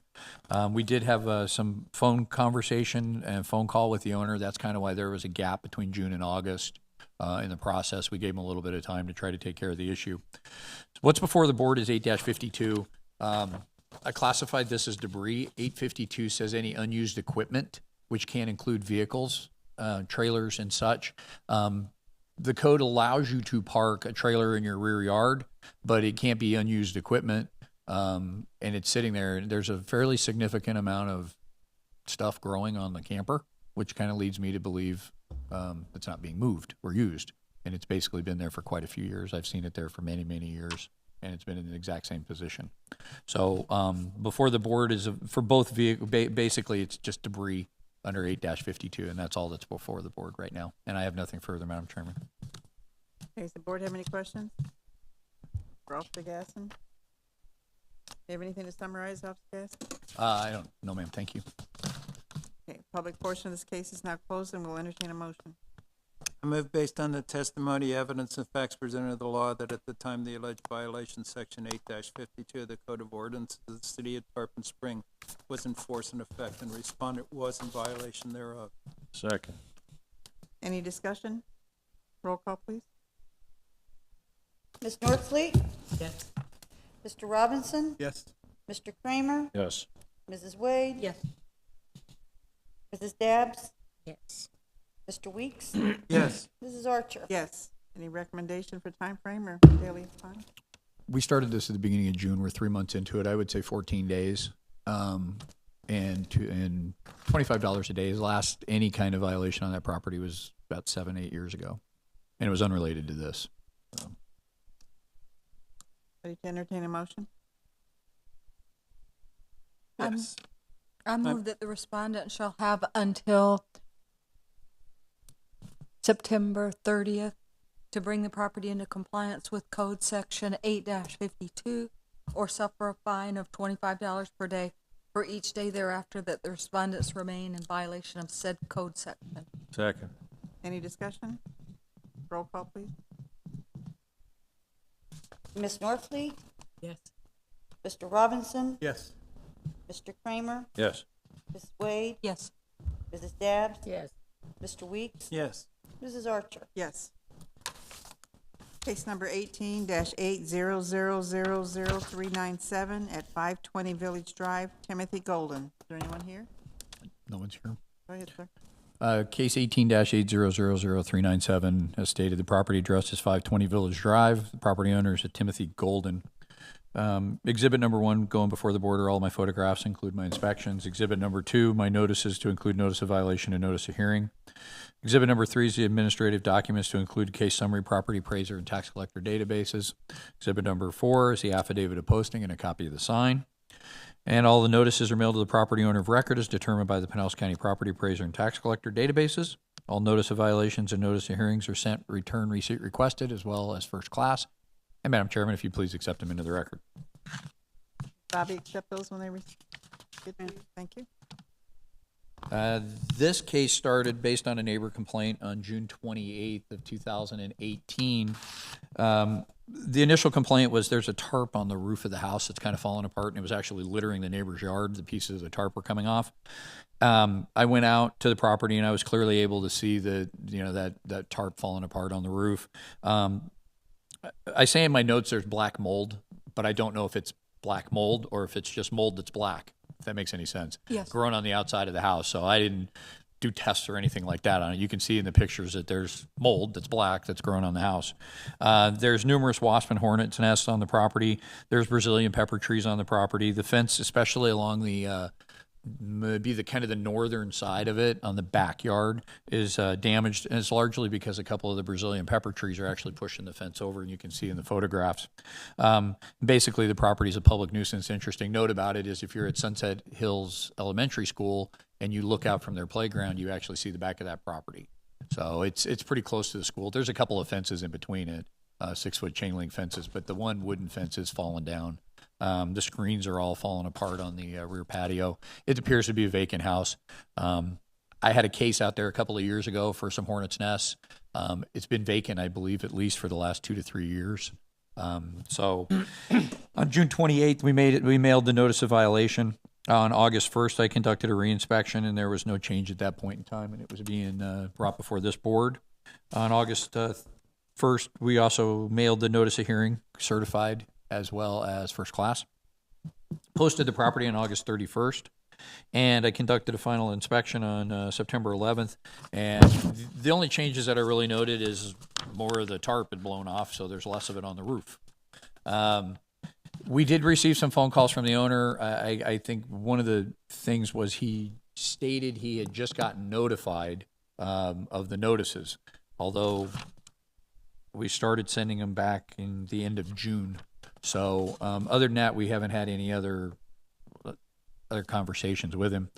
So what's before the board at this point in time is a violation of City Code 8-40, which is a duty to maintain private property and prevent it from becoming a public nuisance. 13303, which are the tree exemptions, which require properties that have a certificate of occupancy issued to not allow the growth or regrowth of Brazilian pepper trees. 36.03, fences, walls, and hedges.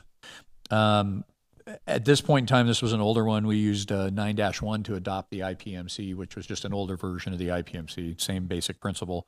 They haven't changed the codes from that version to this version. So IPMC 301.3, which again is a vacant structure, land not being maintained in a proper condition. IPMC 304.1, the general exterior of the structure, that has to deal with the mold and things like that that are being allowed to present a non-sanitary condition. The protective treatment under 304.2 deals with the walls and the roof.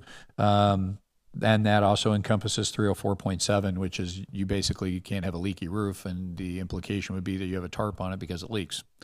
And then finally, IPMC 309.1, which deals with you're not allowed to have any sort of an infestation from insects or pests, and that has to deal with the hornets and wasp nests that are actually into the structure.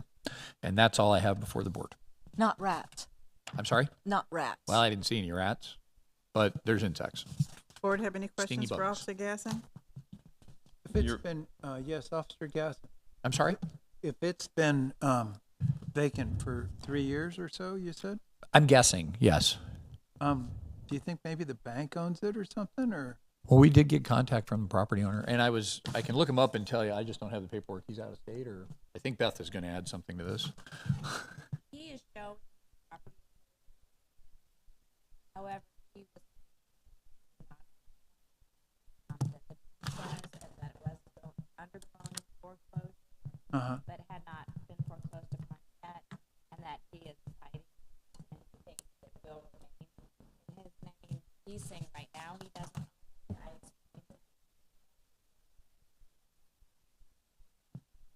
So he, Okay. according to him, he's hoping to be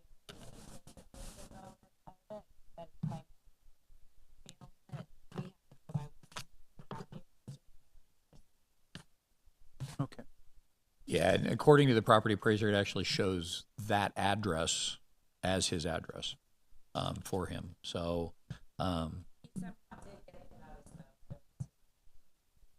Sure. and I was just going to look in, if you wanted me to, I could look in the tax collector and see if there was any, if it's still being homesteaded or the taxes are being paid on it, because that's typically, the mortgage is being paid if you're paying your taxes, or you're paying Those them on your own. documents usually show that. They might have been passed around if you passed the tax collector ones around. Or you've got I just don't have them. I'm sorry. Any other questions? Okay, this public portion of this case is now closed, and we will entertain a motion.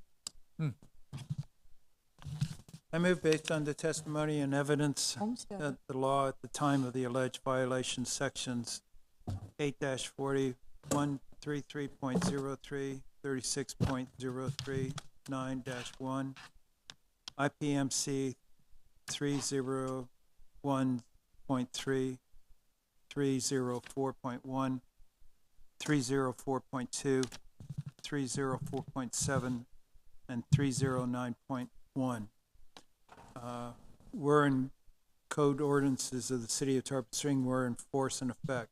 The respondent was in violation thereof. Second. Any discussion? Roll call, please. Ms. Norfleet, Yes. Mr. Robinson, Yes. Mr. Kramer, Yes. Ms. Wade, Yes. Mrs. Dabbs, Yes. Mr. Weeks, Yes. Mrs. Archer? Yes. You have a compliance date or daily fine? I'm sorry? Compliance date or daily fine? I contacted especially the neighbors on the be the right of the house, which kind of the eastern side of the house, and they have kids, grandkids that play around in that yard, and most of the hornets' nests and everything happen to be on that same side of the house where they were. That's one of their primary concerns and why they contacted us. The hornets' nests were on the same side of the house as the neighbor that complained where their grandkids play. Based on that, and we have had contact with the owner. I don't know if the addresses have been updated in the record. They're certainly not in the property appraiser. But I would say 45 days, and it is fairly significant. It's been ongoing for a little bit, and hopefully to motivate it, maybe $100 a day. It is showing us homesteaded. Okay, ready for a motion? I move that the respondent shall have until October the 31st to bring the property into compliance with code sections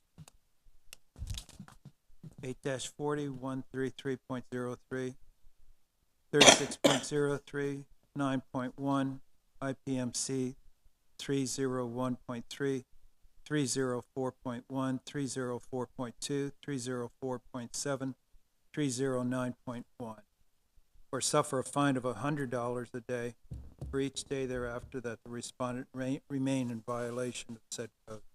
Second. Any discussion? Roll call, please.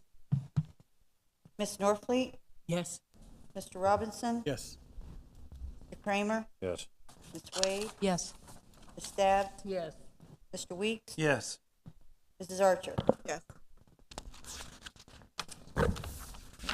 This is case number 18-800000412 at 710 Penn Street, DeLong Wang.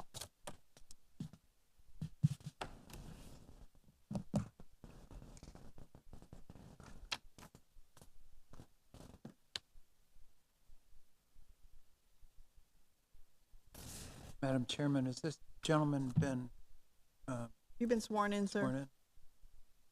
He came in later, so he Okay, you probably need to be sworn in. Just look at the clerk. Just raise your right hand, sir. Do you swear the testimony you're about to give is the whole truth and nothing but the truth?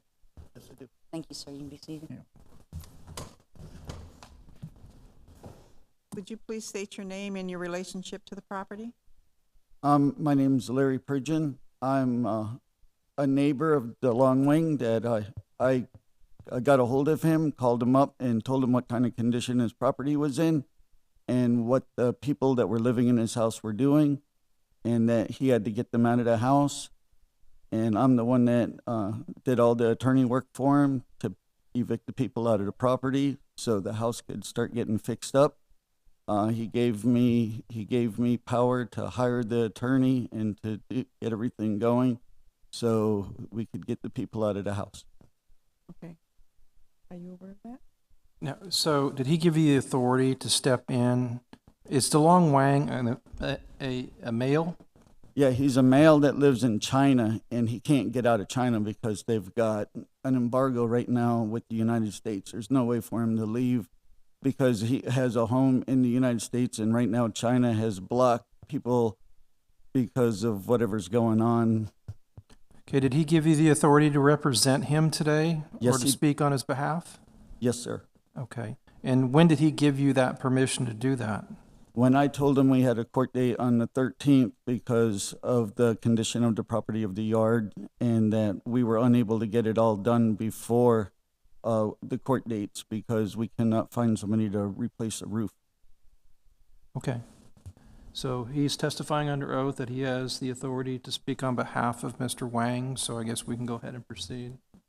Do you have any objections to the city's documents or photos being put in for evidence, sir? No, ma'am. Okay, thank you. And Madam Clerk, would you receive those into evidence when you receive them?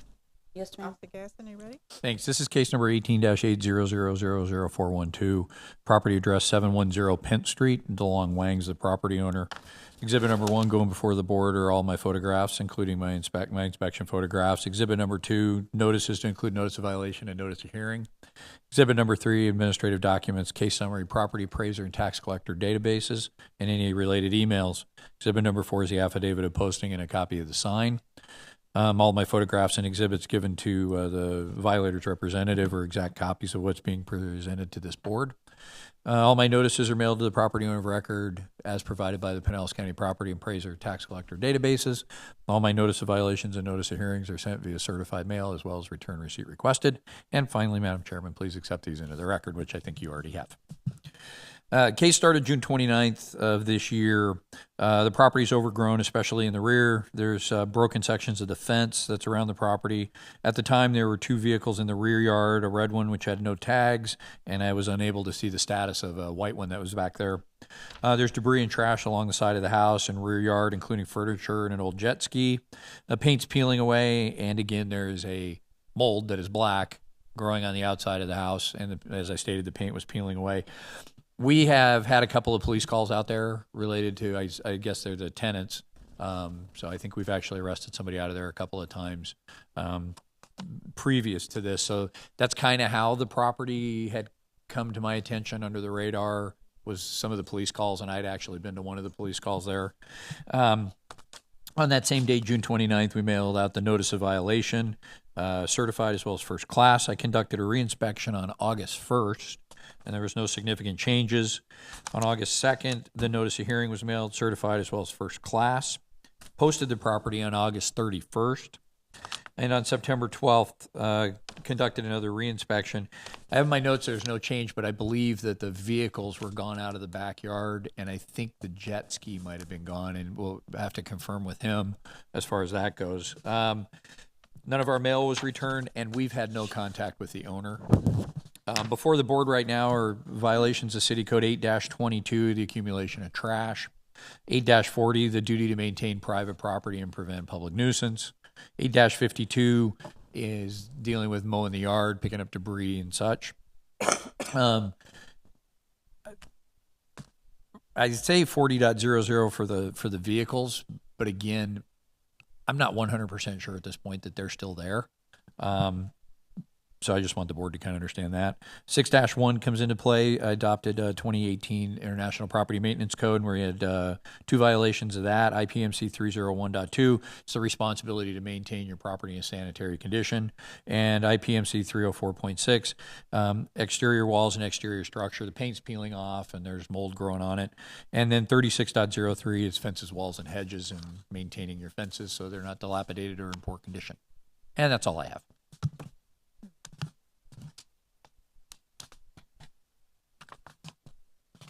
Want a chance to look at those? We do.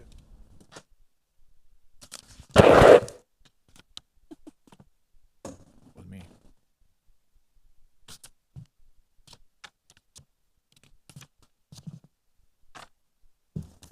Does anyone have any questions for Officer Gasson?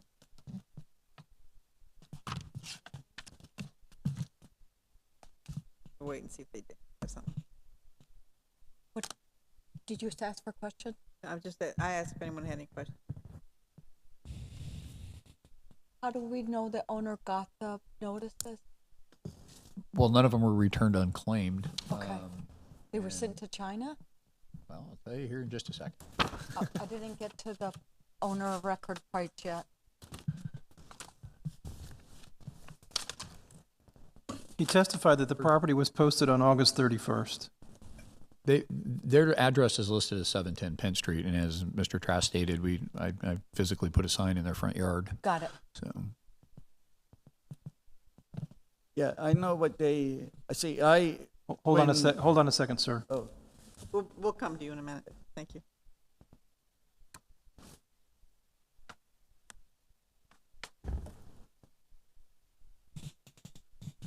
Are we allowed to ask the nature of the police call? You said there were police calls on the property? They seem to be domestic related.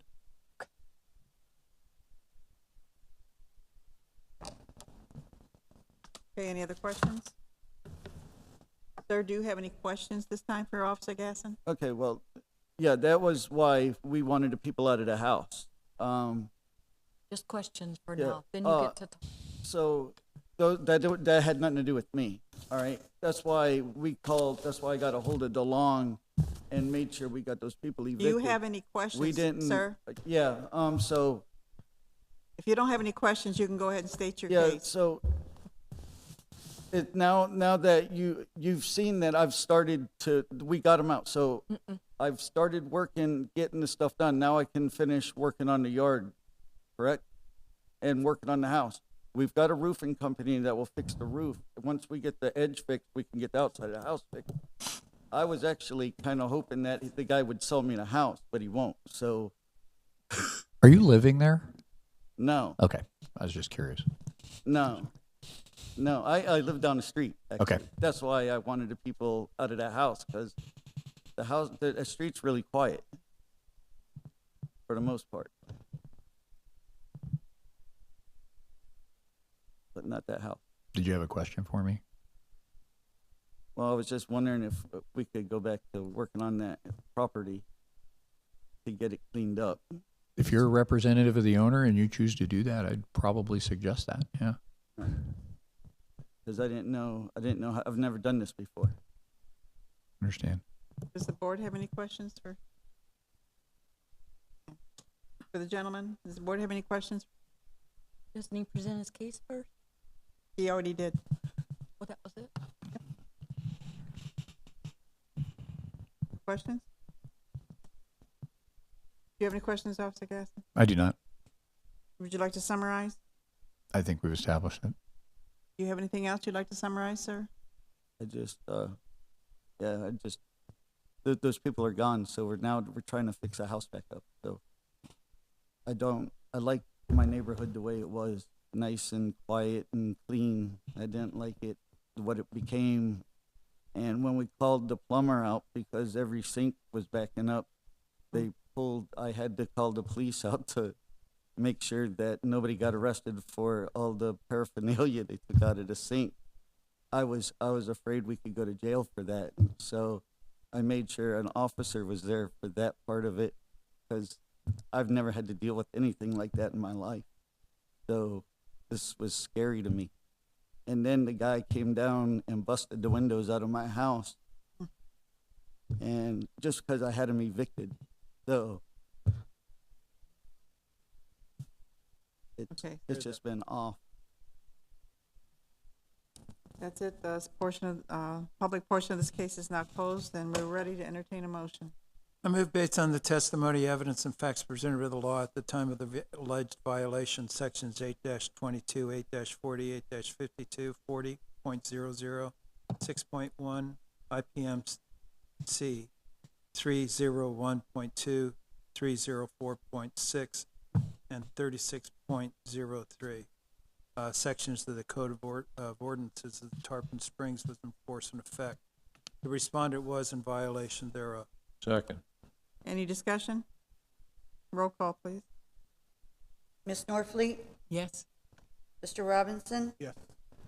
Mr. Kramer, Yes. Ms. Wade, Yes. Ms. Dabbs, Yes. Mr. Weeks, Yes. Mrs. Archer. Yes. Officer Gaston, your recommendation for time frame or daily fine? 45 days, $100 a day. Did you say 100? I did. Amount, 100. 100, yes. I move that the respondent shall have until November 30th to bring the property into compliance with code sections 8-22, 8-40, 8-52, 40.00, and under the and 6-1, then under the IPMC 301.2, 304.6, and City Code 3603, or suffer a fine of $100 per day for each day thereafter the respondents remain in violation of said code sections. Second. Any discussion? Yes. Roll call. Yes, sir. Wait, Um, Go ahead, sir. discussion? Can I ask this gentleman a question? We're done with that part of the case. Okay, forget Yeah. it. Move along.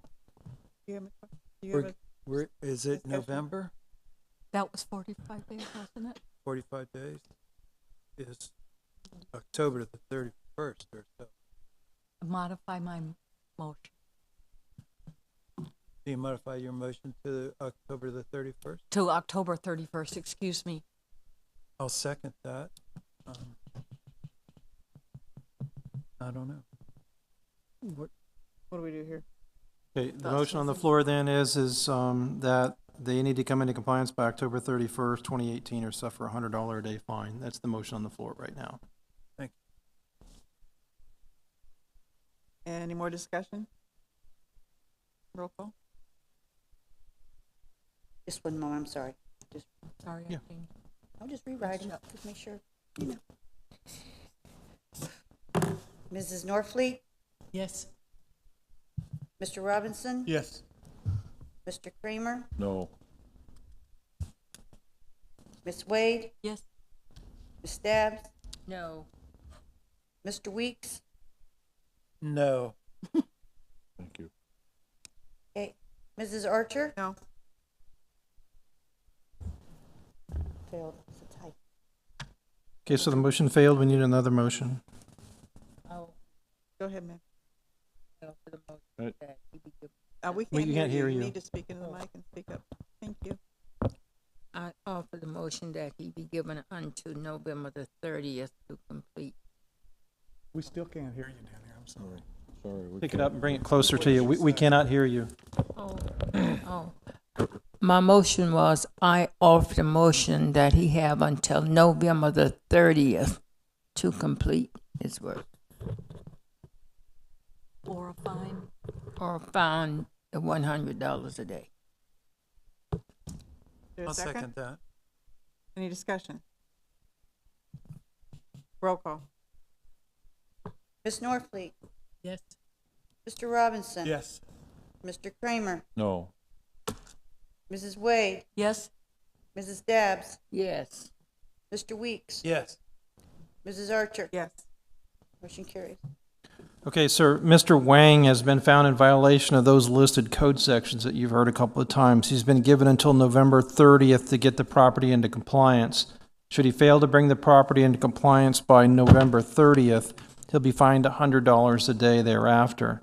There will be a written order. He will receive that by mail in the next approximately 10 days. If you have any questions or he has questions about what needs to be done, you can contact the Code Enforcement Department after today's hearing. Okay? Thank you.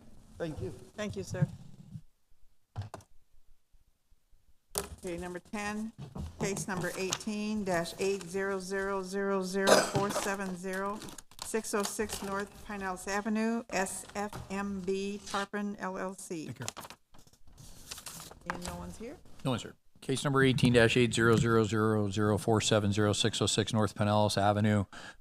This is what used to be the Art of Ale business that's on the corner of Athens and North Pinellas Avenue.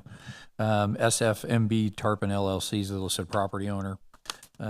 All of my notices were mailed to the property owner of records determined by the Pinellas County Property Appraiser and Tax Collector databases.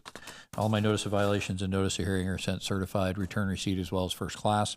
And Madam Chairman, please accept these exhibits into the record as evidence. Yes, Bobby, please accept these. Yes, ma'am. Case started June 29th. The property is not being maintained. The grass is overgrown. The trees are not being maintained. There's trash and debris dumped on the property, and there's graffiti on the building.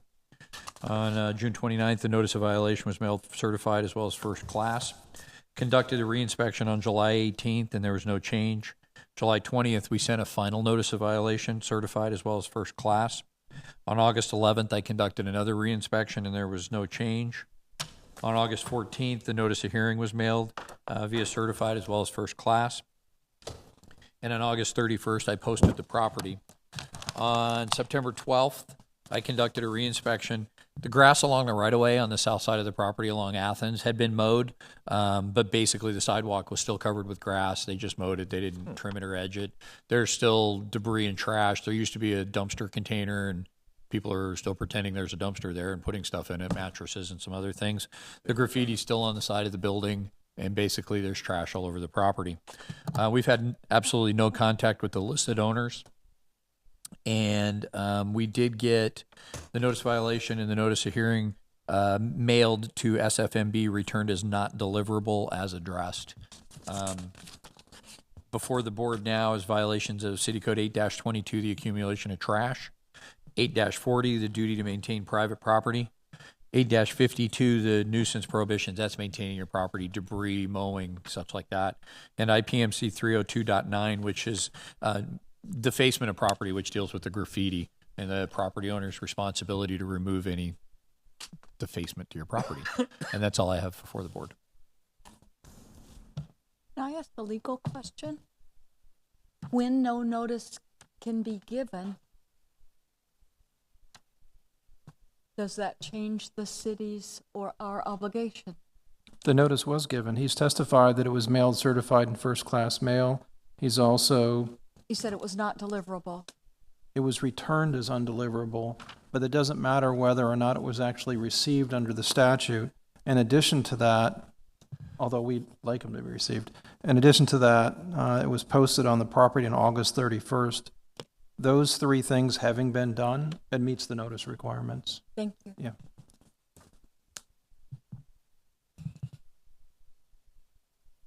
Is there any more questions?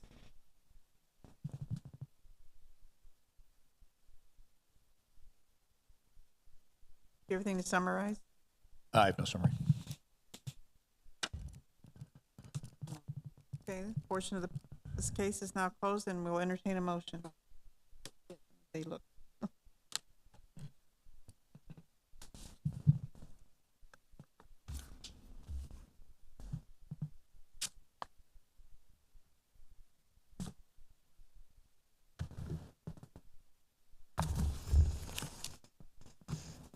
Ready for a motion?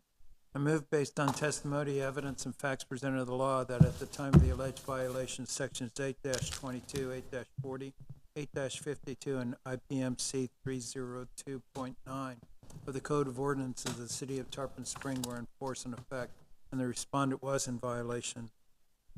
Second. Any discussion? Roll call, please. Ms. Norfleet, Yes. Mr. Robinson, Yes. Mr. Kramer, Yes. Ms. Wade, Yes. Mrs. Dabbs, Yes. Mr. Weeks, Yes. Mrs. Archer. Yes. Recommendation for time frame, daily fine? I would say 45 days, and I would suggest $150 a day, and the reason why is this property is very open. There's no fence around it. If any of you remember when the Art of Ale was open, they have an open patio area, and we have caught people back in that patio area. So I think there's a little bit of a safety hazard as well that goes with it, since it's a closed business and a vacant business. So that's why I would say 30 to 45 days and $150 a day. I'll leave it up to the board as far as that goes. Okay, can I have a motion? I move that the I move respondent based- shall have until October 30th to bring the property into compliance with code sections 8-22, 8-40, 8-52, IPMC 302.9, or suffer a fine of $150 per day for each day thereafter the respondents remain in violation of said code section. Second. Discussion? Roll call, please. Ms. Norfleet, Yes. Mr. Robinson, Yes. Mr. Kramer, Yes. Ms. Wade, Yes. Mrs. Dabbs, Yes. Mr. Weeks, Yes. Mrs. Archer.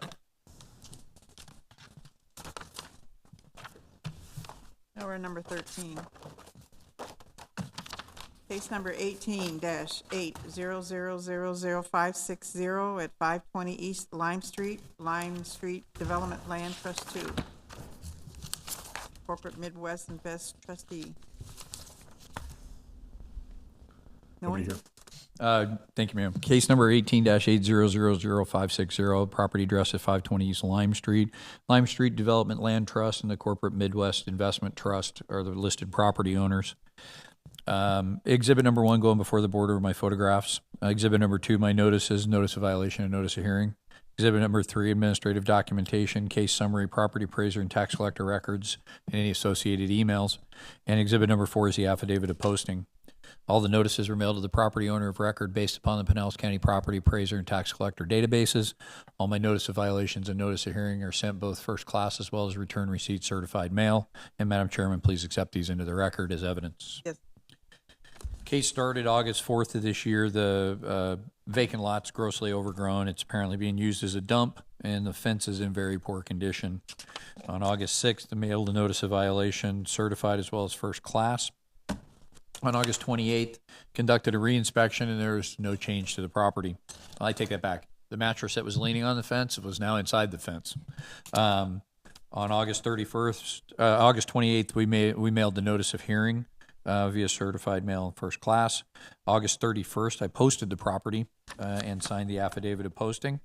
Conducted a final inspection yesterday. The lot had been mowed. You can see that from the last photograph. There's still debris on the property. The fence is still in poor condition, and they didn't trim it or anything, so all the grass is still growing up through the chain link fence. So it was a minimal attempt at gaining compliance, but they didn't meet it. We've had no contact with the owner, and the notice of hearing was returned to our department signed. Before the board, it's the violations of City Code 8-22, the accumulation of trash, 8-40, the duty to maintain private property, 8-52, the nuisance prohibition, specifically mowing it, taking care of the debris, and then 36.03, which deals with maintaining your fence. And at this point, I have nothing further, Madam Chairman. Anyone have any questions? For a motion? I move based on the testimony, evidence, and facts presented in law that at the time of the alleged violation, sections 8-22, 36.03, 8-40, and 8-52 of the Code of Ordinances of the City of Tarpon Springs was enforced in effect. The respondents were in violation thereof. Second. Any discussion? Roll call, please. Ms. Norfleet, Yes. Mr. Robinson, Yes. Mr. Kramer, Yes. Ms. Wade, Yes. Mrs. Dabbs, Yes. Mr. Weeks, Yes. Mrs. Archer. Yes. Recommendation for time frame or daily fine, sir? 30 days and $50 a day. I move that the respondent shall have until November 15th to bring the property into compliance with code sections 8-22, 36.03, 8-40, and 8-52, or suffer a fine of $50 per day for each day thereafter the respondents remain in violation of said code sections. Any discussion? Roll call, please. Ms. Norfleet, Yes. Mr. Robinson, Yes. Mr. Kramer, Yes. Ms. Wade, Yes. Mrs. Dabbs, Mr. Weeks, Yes. Mrs. Archer? Yes. Okay, number 17. 16? 16. Not 16? Oh, yeah, 16. Repeat violator in violation from 8/14/2018 to 8/23/2018. That's 9 days. Case number 18-800000623 at 316 Bay Street. Donna Fatalidis. Go ahead. sir. Over to you. Thank you, ma'am. Case number 18-800000623 at 316 Bay Street. Property owner Donna Fatalidis. This is a repeat violator case before the board for a period of 9 days. Exhibit number 1, photographs to include the inspections. Exhibit number 2, my notices of violation and notice of hearings. Exhibit number 3, administrative documentation, case summary, property appraiser and tax collector records, and any emails. Exhibit number 4 is the affidavit of posting and a copy of the sign. All my notices are mailed to the property owner of record based upon the Pinellas County Property Appraiser and Tax Collector databases. All my notice of violations and notice of hearings are sent both certified mail, return receipt requested, as well as first-class mail. Madam Chairman, please accept these into the record as evidence. Yes, sir.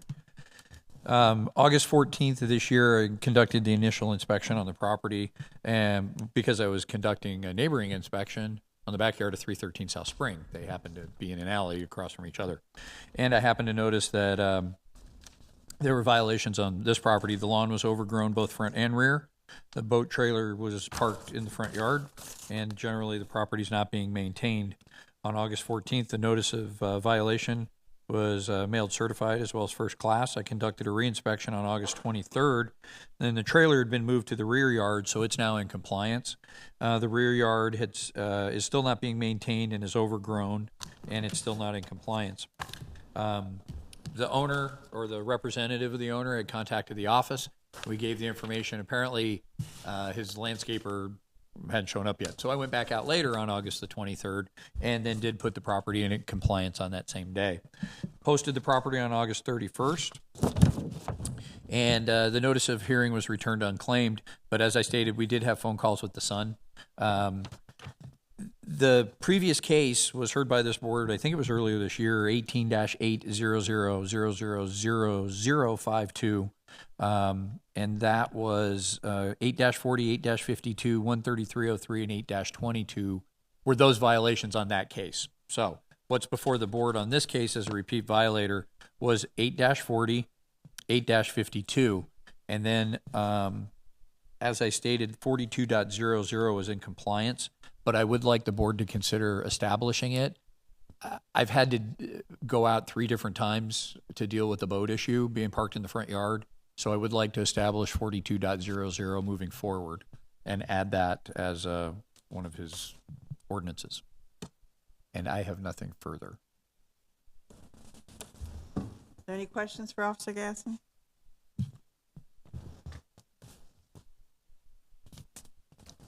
I would suggest that you break this up into 2 motions. Yes. One just to establish and then the other one to repeat. And it's showing prosecution costs there as well as he's testified to. We need a motion for, So I move based on the testimony, evidence, facts presented in the law that at the time of the alleged violation, sections 42.00 of the Code of Ordinances of the City of Tarpon Springs was in full force and effect, and at the time of the notice of violation, the respondents were in violation of said code. However, they are now in compliance. Second. any discussion? Roll call, please.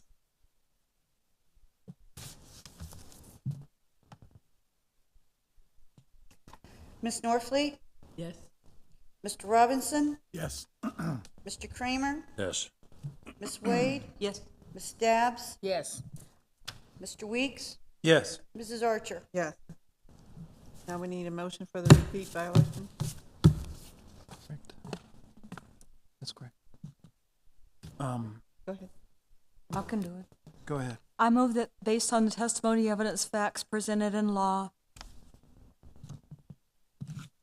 that the respondent was in violation of sections 8-40 and 8-52 of the Tarpon Springs City Code from August 14th of 2018 until August 23rd of 2018, which is 9 days.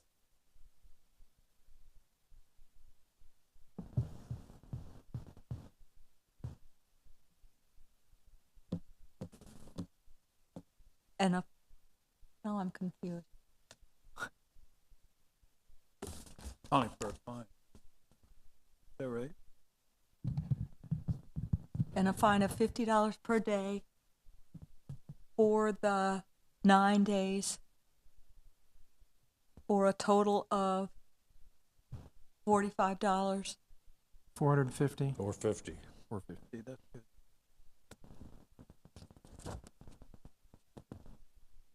In addition, I move that the city be awarded $87 in prosecution costs. Second. Just you make sure it's 450. So I just want to make sure that the motion is 9 days at $50 a day, a total of $450 plus prosecution costs of $87. That's your motion? Yes. Okay. And I we have- second. Any discussion? Roll call? Ms. Norfleet, Yes. Mr. Robinson, Yes. Mr. Kramer, Yes. Ms. Wade, Yes. Mrs. Dabbs, Yes. Mr. Weeks, Yes. Mrs. Archer. Yes. Number 17. Repeat. That was the one that was Deferred. removed from the agenda. Yeah, we deferred that one. That's right, he Got sick. Okay, affidavits of noncompliance. I want to note before any motions are made that there's no one in the audience for any of these affidavits of noncompliance. So a motion would be appropriate.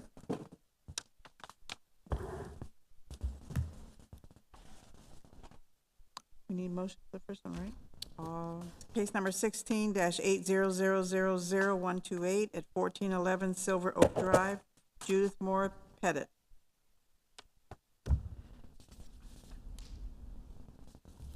Go ahead. Anybody? Go ahead, sir. It's You have anything, or- affidavit of noncompliance. There, she's not in compliance of a large number of You're non-compliant. violations. 20 on So that. there would just be a motion to accept the affidavit of noncompliance. I move we accept the affidavit of noncompliance in case 16-800000128. Do you have a second? There it I is. second. Let me do a voice vote. Question? Do we need to have the fine on that part? There's no fine, right? The fine was already addressed in the prior meeting when you found her in violation. And so that fine is running now until she brings it into compliance. Okay. Did we not award the city an amount? They're not, I think There wasn't any on that one. No. She was a repeat violator. The prosecution costs were awarded when the board originally heard those repeat violations. So that's where the prosecution costs were taken care Okay. of already. So I'm not sure what this accomplishes. I'm sorry. what it accomplishes is that you're acknowledging the testimony by way of affidavit that the property is not in compliance by the date that you gave for her to come into compliance.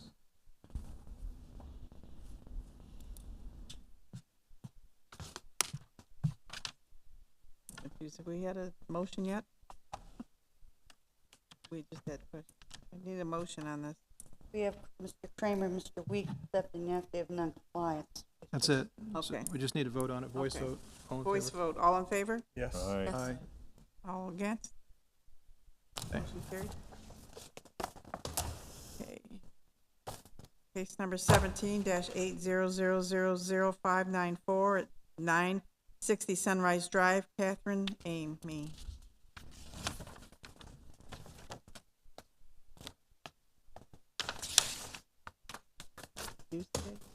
So we just need a motion to accept the affidavit of noncompliance and the prosecution costs.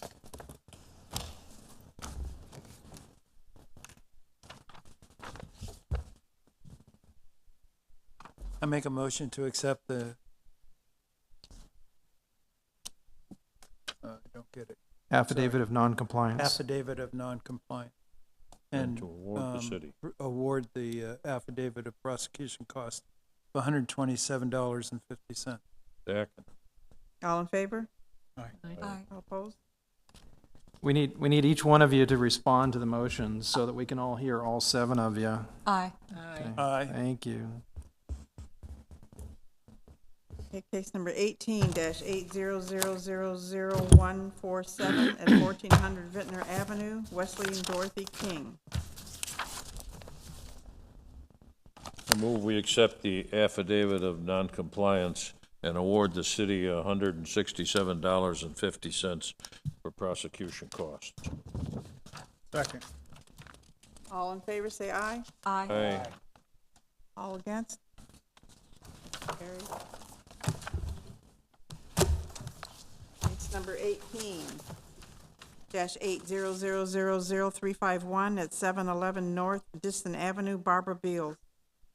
I move we accept the affidavit of noncompliance and award the city $142 in prosecution costs. Second. All in favor, say aye. Aye. All Aye. against? Oh, we've got Carried. Now the affidavit of compliance. And none of them have prosecution costs, there's all just 4 of them. Okay, you can do it all. I'll do them quickly, yeah. I move we accept the affidavit of compliance in case 17-8000435, case 17-8000585, case 18-8000211, case 18-000498. Second. All in favor, say aye. Aye. All against?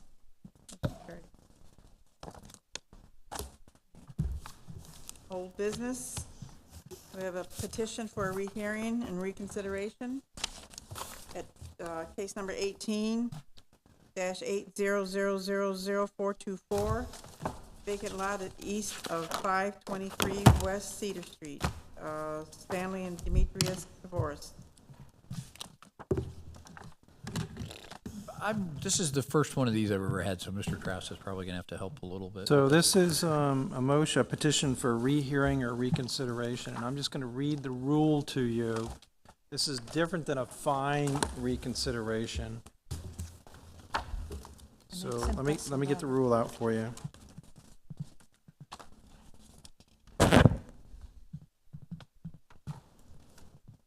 We were sent this letter for their request.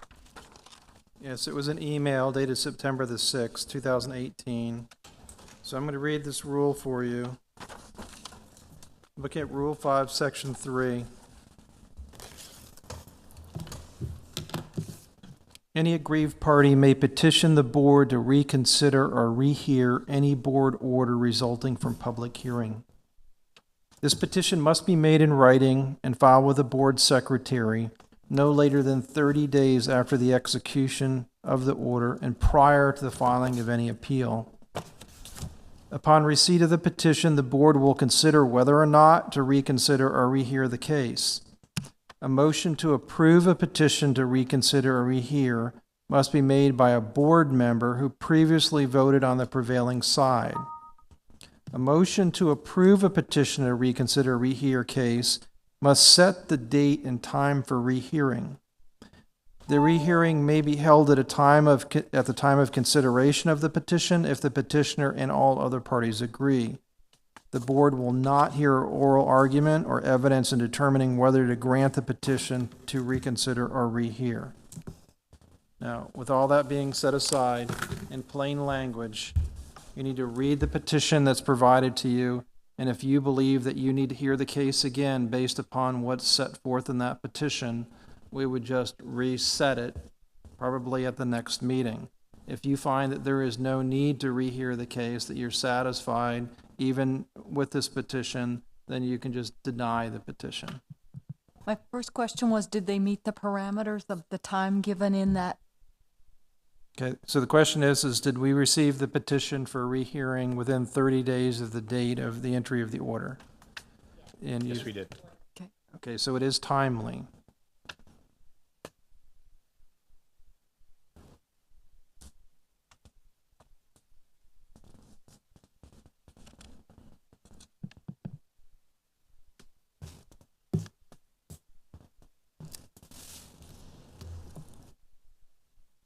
He said that something was blocking access to the alley near the rear of the property.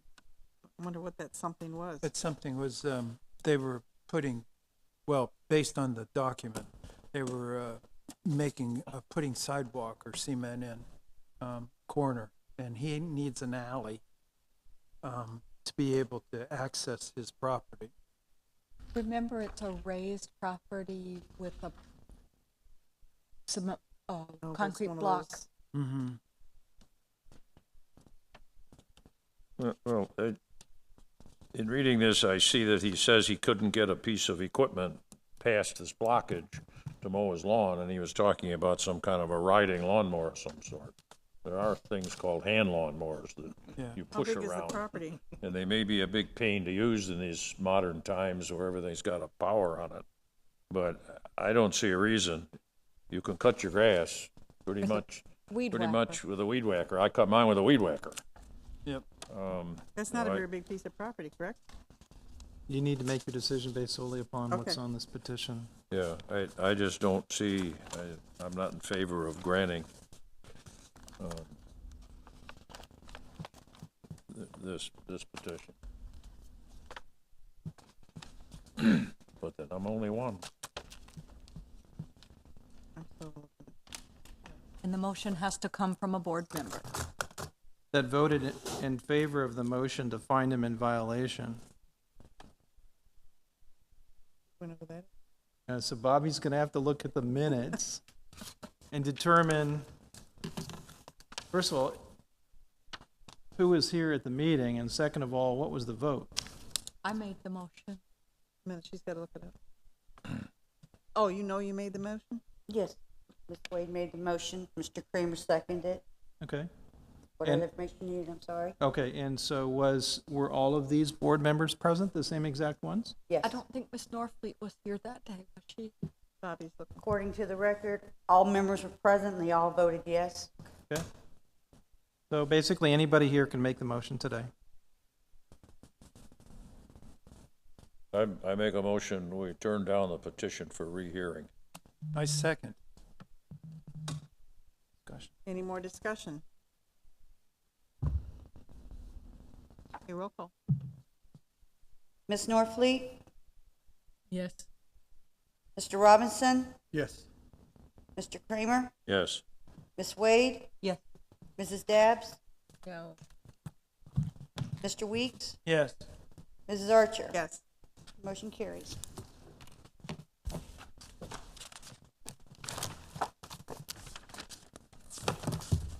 We have a motion to quash Code Enforcement Board order recorded on 8/31/18, case number 15-800000051 at 1606 Seabreeze Drive. That's George and Bessie Terraces.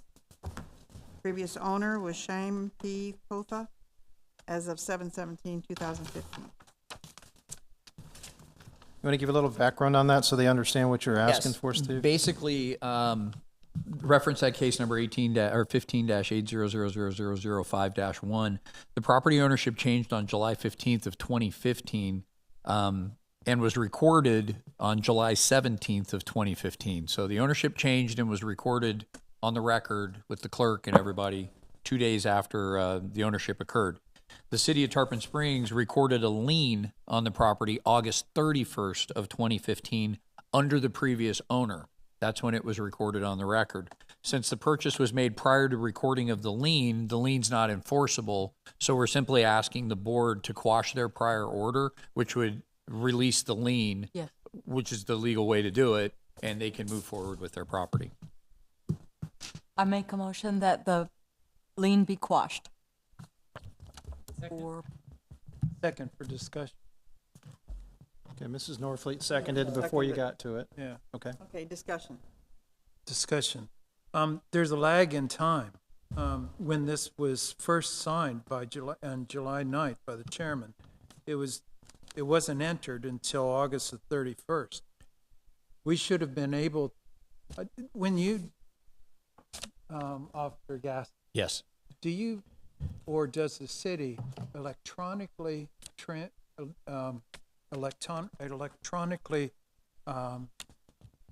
record to the property appraiser's office or whoever it You mean is? official record?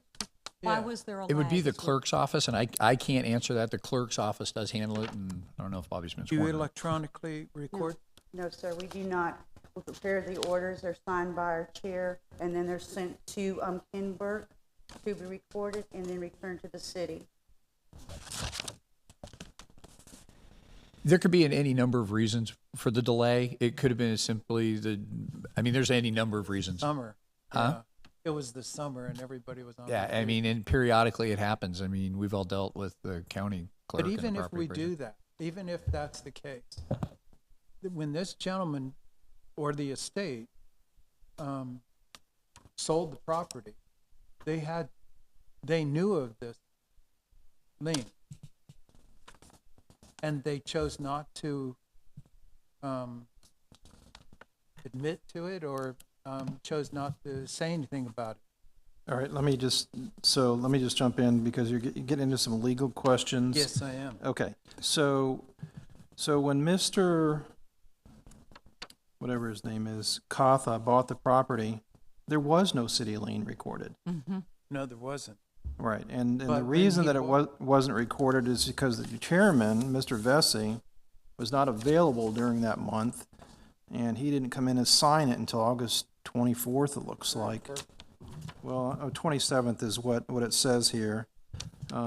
So we can't record it until such time that it's signed. Unfortunately, it was signed late. So what this is really is considered what the lawyers call a wild lien. It's a wild lien because of the fact that it hit after the property changed. So now it is actually, or could be considered, slandering the title of Mr. Kotha's property. So he bought the property not knowing it was there, it wasn't recorded, and now it's there, and now he has a marketable title issue that he's going to run into.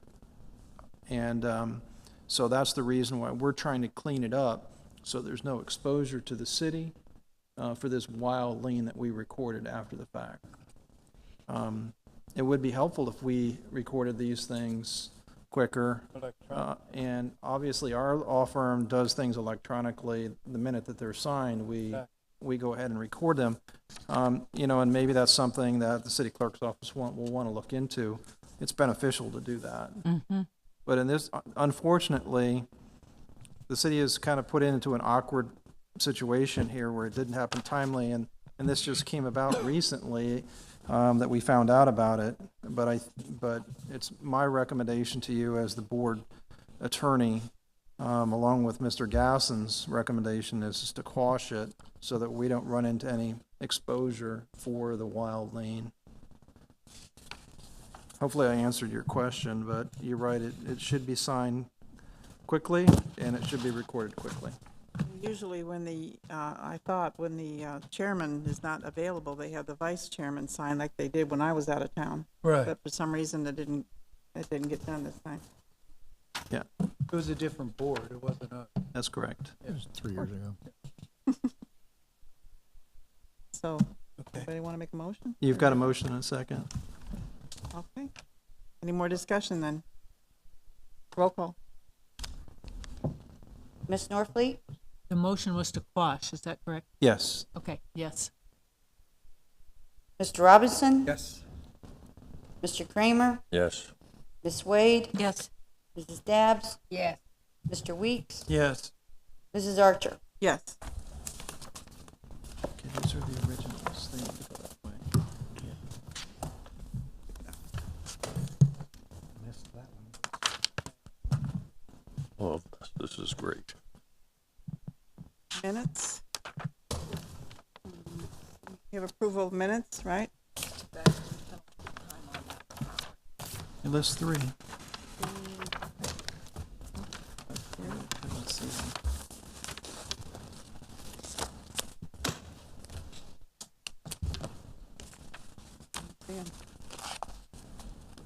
How many minutes do we have, Bobby?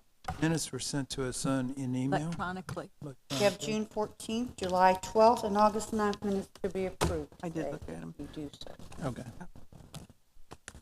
Okay, somebody want to make a motion to accept these? I make a motion to accept the minutes from June 14, July 12th, and August the 9th, 2018. Second. Any discussion?